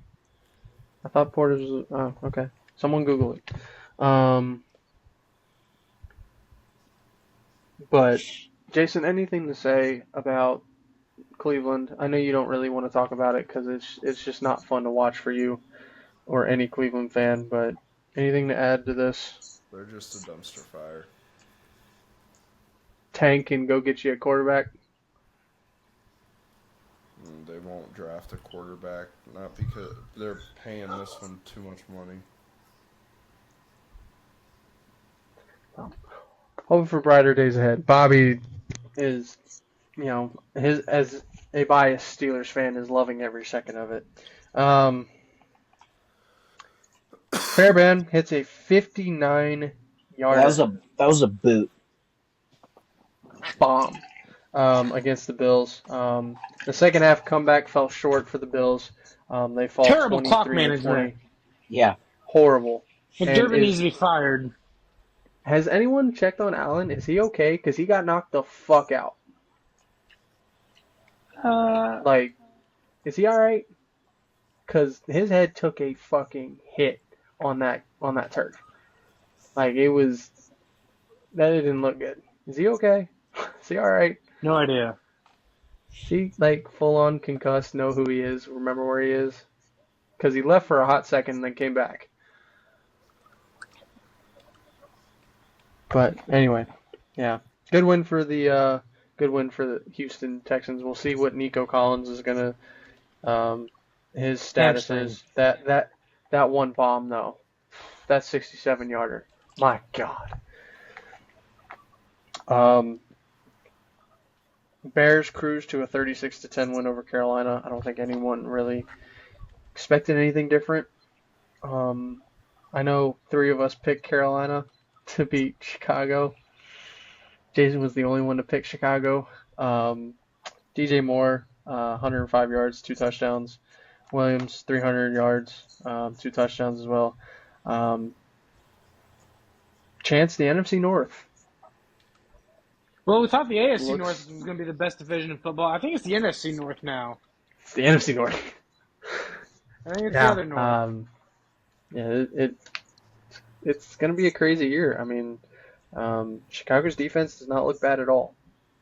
That is not going to be their Achilles heel this season going forward. No one thought this was going to be a thing. The Broncos defense. They had a good defense last year. They had a shitty quarterback. Who, the Bears? No, Who, the Bears? Broncos. Oh, yeah. I had an absolute field day against Minshew and the Raiders. They win 34-18. Max Crosby had probably one of the funniest mic'd up moments you're ever going to hear. 100%. I listened to that 100 times. That's hysterical. I loved every second of that. I know Sophia's going to watch this. I'm sorry. I have to talk about it. 49ers scored 0 points in the second half. 0. And blow their second double-digit lead this season. And fall to Arizona 24-23. Ayuk has his best game of the year so far. 8 receptions, 147 yards. No touchdowns, though. Yeah. It's only when I sit him on the fantasy bench. Mason, the fumble late, giving the Arizona the chance to come back down the field, get the touchdown with not a lot of time left, and then the really bad thrown interception by Purdy. Yeah, not a good look for 49ers this year. 2-3 when they were a heavy favorite to go to the NFC Championship, but only week 5, a lot of season left, but they're hurting a little bit right now. Chance, I know you're going to want to get into this deep. The Packers survive this Sunday, a potential game-winning drive for Stafford. Love picks up his first win of the campaign this year. 24-19 win for the boys. Tucker Kraft, his best game of the year, 88 yards, 2 touchdowns. And then Kyron Williams on the other side, his best game, obviously, 22 carries, 102 yards and a touchdown. That's pretty much every week for him at this point. Yeah. Did have a costly fumble that led into points. Did have a costly fumble, yes. I mean, Chance, for me, honestly, and I don't really have much to say on it. Field goal kicker needs to have his career on the line every single time, because he made one straight and true. He was perfect. Was known, yeah, it was beautiful. I was like, do that every fucking time, bro. You'll have a job forever. And then Dontavian Wicks, I don't know what happened between last season and this season. Forgot how to catch football. And Jordan Love is playing Brett Favre's greatest hits right now. Yeah, so, we've got another Brett Favre in the building. Wonderful. Jesus Christ. I mean, it's been his greatest hit so far. He's looked like Brett all year long. Yeah, I mean, he throws the ball into triple coverage. I don't know how he caught that football. Yeah, hell of a throw. Jesus, hell of a throw. Hell of a catch. It's great to have a quarterback that throw it like that, but you don't need to. Yeah, it was. Now I will say on the pick 6, it was a missed blocking assignment. The offensive line and the running back did not communicate, and that's why we had a free guy off the edge. I mean, it takes incredible skill to stay on your feet when you get hit like that and not fall down into the safety. Which, honestly, it actually might have helped that him throwing the pick 6 instead of giving up the safety. Because they get the ball back after the safety. They do. And they do. So who knows? And then really the only thing I got to get into is Xavier McKinney, front runner for Defensive Player of the Year. 5 picks, 5 games, and a fumble recovery. Plus, 6 takeaways by yourself. In 5 games. In 5 games. So I can't remember the last time Green Bay's ever had a safety like this. At least not in my lifetime. And I think we also have to give it up for Williams, filling in for Jair, taking on those tough assignments, making the big play at the end. Yeah, but making that big play at the end of the game on that 4th and close. I mean, epic job. I think the big story with the defense is get rid of McDuffie and Walker because they can't tackle to save their fucking life. No, Both special teams players. Let Cooper, Hopper, Oladapo, Williams, Buller, let all the young defensive draft picks just play. Yeah, let him go. Cooper's been the best linebacker on this team since he stepped in the door. By far. Yeah. And it's I like can live Quay with the breaks mistakes. through, he makes reads, and then they run right by he him. couldn't tackle my grandma in a wheelchair. Yeah, it's like... Yeah. I mean, I think the experiment's over. And then big question is, too, Rashawn Gary needs to get going. Yeah. He's been god-awful Yeah, ever since he got paid. Yeah, they struggled with the run game. Yeah.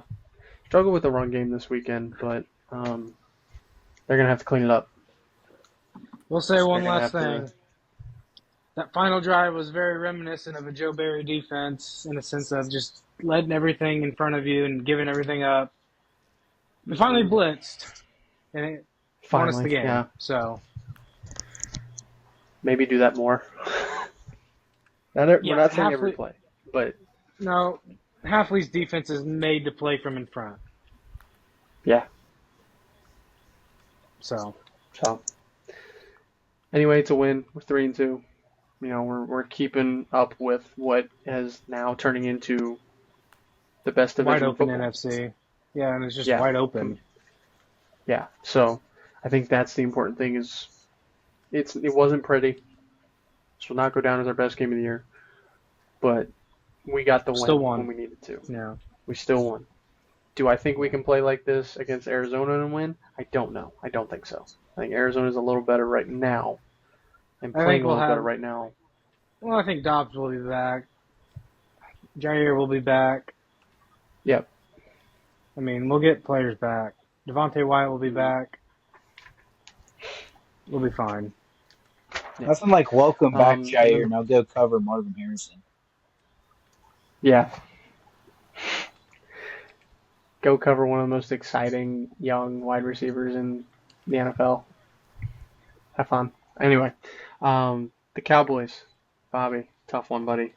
They score 14 fourth quarter points in a very late night comeback win over the Steelers, 20-17. Several key Dak 352. Several key plays we missed on. Cam Hayward's brother has fucking stone hands. Fields throws a beauty of a throw. He's wide open. Clink, clink, drop. Late in the game on a third down, he's wide open, throws it to him, drop. Mm-hmm. Can't happen. TJ Watt's getting his helmet pulled off, and that's allowed. It's a clean play. Shut up. I think they just want to see a new defensive player of the year besides TJ Watt and Myles Garrett. Shit, this year, I think that's the way it's going this year could be Aiden Hutchinson. He's unstoppable. Yeah, it's either him or McKinney. Jesus. Garrett's pulling a Baker Mayfield and playing through like 5 injuries right now too, which I don't really like. Yeah, the season's over. Just put it on ice. Yeah. I really don't. Yeah, really. Yeah, no. Tell Chubb to relax. Have a setback. He'll be back next year. But anyway, that's kind of wrapping up. It's currently 13-16. Kansas City still up. New Orleans Saints kicker forgot that. First. Yeah, that's weird. Because it was the first score on the screen. I'm sorry. Here, how about this? He's reading left to right, not right to left. Yeah. Not in Canada or the UK. They drive on the right side of the road, not the left side. What idiots. Which I will say, I will not disrespect Canada because I probably will move there here very soon. Yeah, all right. The Week 5 standings. Jason, you currently lead as Jazz, I think, just absolutely demolished one into the bleachers. It's 4-2. You came out right now.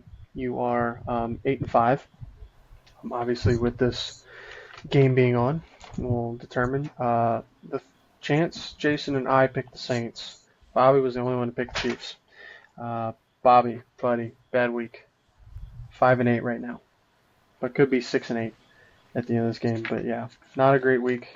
Not really a great week for any of us. I'm currently 6-7. And Chance, you are 7-6. So What's 500, Jason, dude? I ain't. You're above 500. Right now, going into this week. Yeah. We'll go ahead and run picks, buddy. Take it away. Do your thing. Oh, I was asking if you could run picks. Oh yeah. I'll take it. I'll take it away. Let me pull it up real quick. Pull up the document.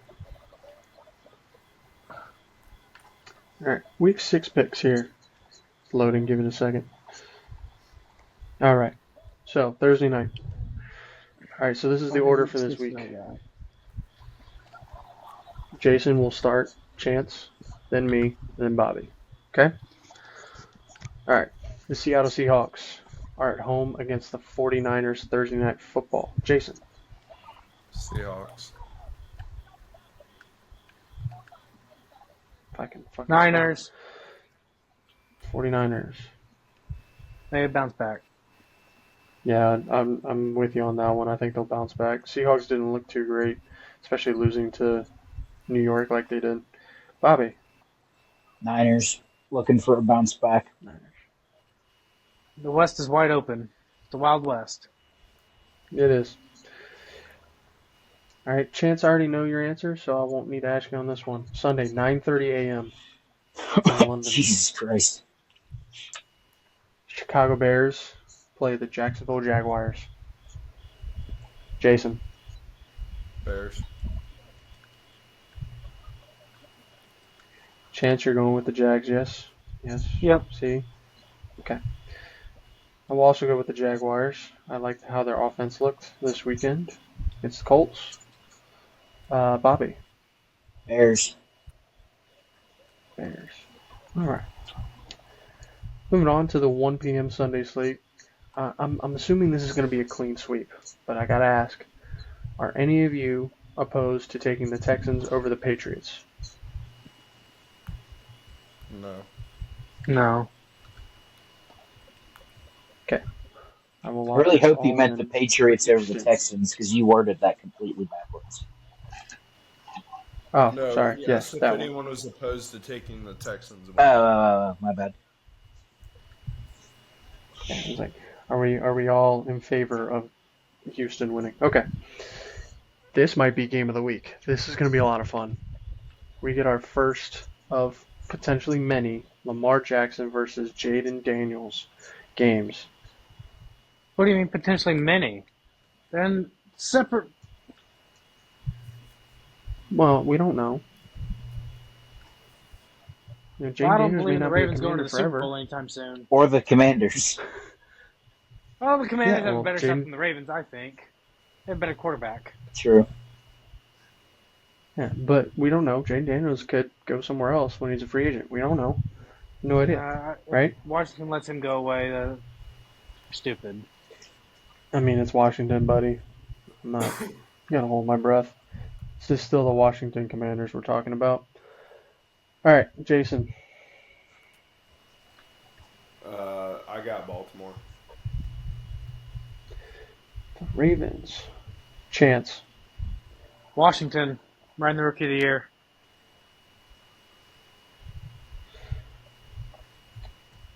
I'm gonna take the Ravens on this one. The big difference in this game to me is the defenses. And Derrick Henry. Yeah, Derek fucking Henry in the backfield. Bobby. Oh, I mean, considering I just said the key to the game's Derrick Henry. All right, Ravens it is. All right. All right, another team that hasn't looked so great. Philadelphia Eagles host the Cleveland Browns. Eagles. Jason. I've already Chance. picked up their defense. Eagles.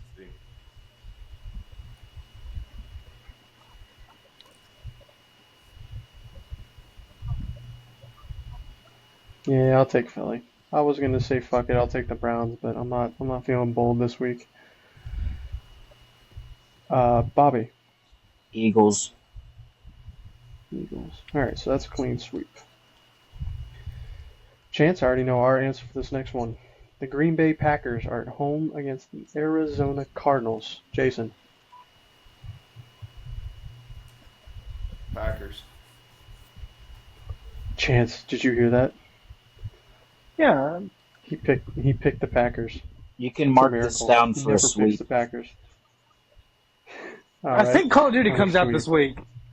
Exactly. It does. Early access does. I really do. I'm really hoping. Deal with Call of Duty. I'll have to check my pre-order timer because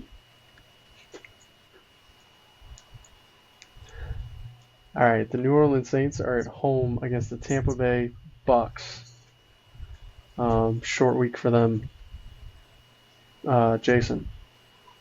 I got the Bucks. Bucks. Chance. Bucks. I will also take Tampa. I trust their offense a lot more as of now. Bobby. Tampa.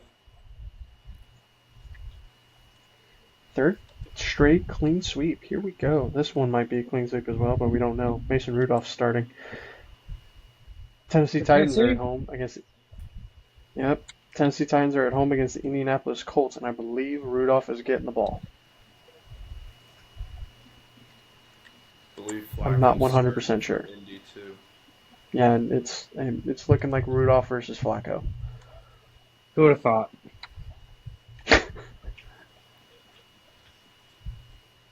I got the Colts as well. Jason, who would you say? Tennessee. Tennessee. Chance going with the Colts. Yeah, I honestly don't care who Tennessee starts. I'm taking the Colts. I trust Flacco a lot more than I trust either of those QBs. Bobby. Colts. All right. The surprisingly halfway semi-decent Denver Broncos are at home against the Los Angeles Chargers. Jason. Chargers. Chance. Is Herbert playing? I think so. Chargers. Coming off bye week too, so. Yeah, Chargers. I'm going to take the Broncos. Their defense is playing pretty well. I think they're going to ride that a little bit more. Bobby. Chargers. All right. The Las Vegas Raiders are at home against the Pittsburgh Steelers. I got Steelers in this one. I don't know. Bobby, I know you got Steelers. Are any of us picking the Raiders? Yeah, I kind of like the way that their defense has been playing. I think they're going to give Pittsburgh fits. I got the Steelers. Okay, Jason right for now, the really Raiders. The only offense for Pittsburgh is Fields. Pickens has been decent, but the running game hasn't been great, and Pat Freiermuth has really gone downhill this year. He has 3 of our 4 touchdowns. But still, like, it's not a high volume. They're not looking to him, and against a team like Vegas, who doesn't really have good linebackers. No, they're running the Matt Canada offense, and it's painful to watch. I don't know why. Arthur Smith, horrible play caller. Take the training wheels off. Like as Pat McAfee said, take the training wheels off and give Fields control. Mm-hmm. Yeah, but the Raiders got Aiden O'Connell starting at quarterback this week, probably. God help him. Good luck. Yeah. He might get sacked. And no 10 times. Devontae. Yeah. I don't think. Yeah, we'll see what the sweepstakes look like there. I don't think Devontae is going to play until he plays for a different team. Yeah. No, he's not.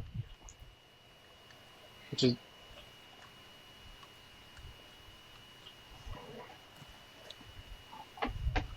I mean, I saw a thing that said second round pick in Christian Watson for the Packers. That's not going to happen. I'm That's not not. taking Devontae back. No. He's en route to either Washington or He's going to New New York. York. Yeah. It's almost a done deal. Rodgers and him are going to ride out into the sunset together. The Dallas Cowboys are at home against the Detroit Lions. At 4:25, Jason. I got the Cowboys. Cowboys.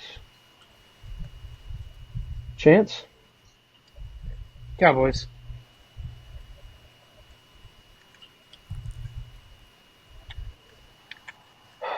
My heart wants the Cowboys to beat the Lions, but my mind is saying Hutchinson is going to feast on Dak. Yeah, because they're down this weekend. Both tackles got hurt last night. All right, so I'm gonna use my common sense and take the Lions. Bobby. MCDC. You have common sense. He's gonna bite. He's gonna have them biting kneecaps. Yeah. The other 4:25 game. All right, I'm just gonna lock us all in for the Falcons over Carolina. Cousins might throw for 600 yards. Bryce Young came in that Carolina game against the Bears, and he threw a great pass. Yeah, he threw a bullet. Yeah, it was. Was that the only play he was in too? Yeah. I don't know. Yeah, I just saw. I think he ran a couple times and then threw like a. I mean, he threw like a fantastic third down play. I think it was. I don't know. I stopped watching at halftime. All right. 8:20 Sunday Night Football. Dear Lord. We might get 2 blowouts in prime time, boys. The New York Giants play the Bengals in New York. I'm taking the Bengals. Jason? Giants? Really? Okay. Bengals. Chance? They played well. The way the Giants have been playing ever since that game against Cleveland.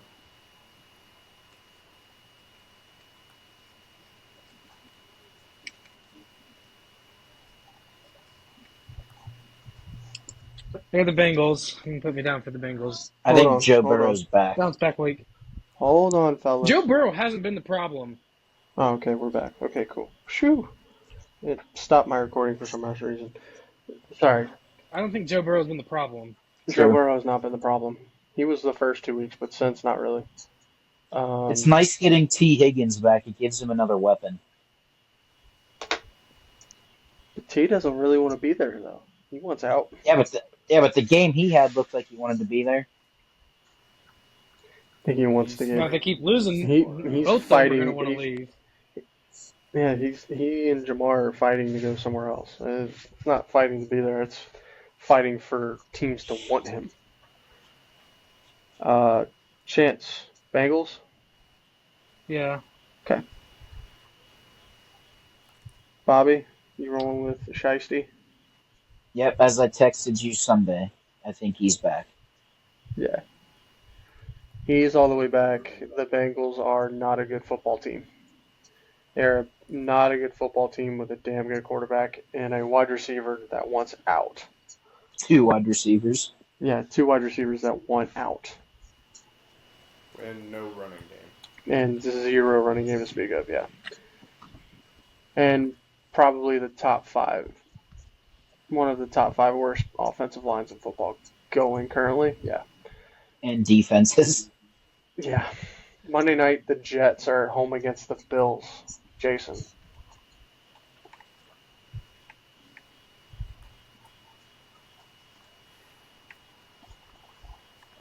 It all just depends on Josh Allen for me. I mean, obviously he came back in, but I don't know. He kind of looked rough these last 2 weeks.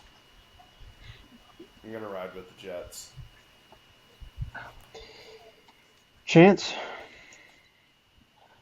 Jets if Allen doesn't play.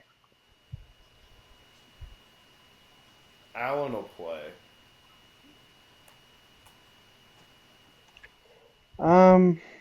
Yeah, I'm gonna roll with the Bills for now. As not great as Allen looked, Rodgers hasn't looked that great either. And the Jets. It's really hurt me on my comeback player of the year. Yeah, the Jets' offense doesn't look all that great either. Bobby. The Bills. The Bills. All right. So that is week 6. Obviously, you all have your doc.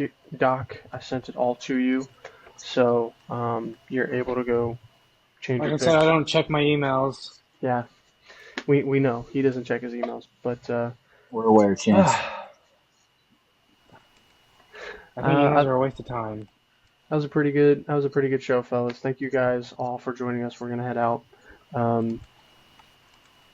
get to bed because we're all, according to Chance, we're old as fuck. But you know, I am old. I got a whole new bag of problems. To put it in perspective, I'm older than all 3 of these guys, so it is what it is. Anyway, we will be back next week. My job does it to my body. It's very strenuous. That's also My knees true. don't work anymore. We will be back next week for more NFL, more NCAA. Hockey will have just completed its first week. MLB Chance playoffs Outer will Banks be... comes out this week. It's true. I know.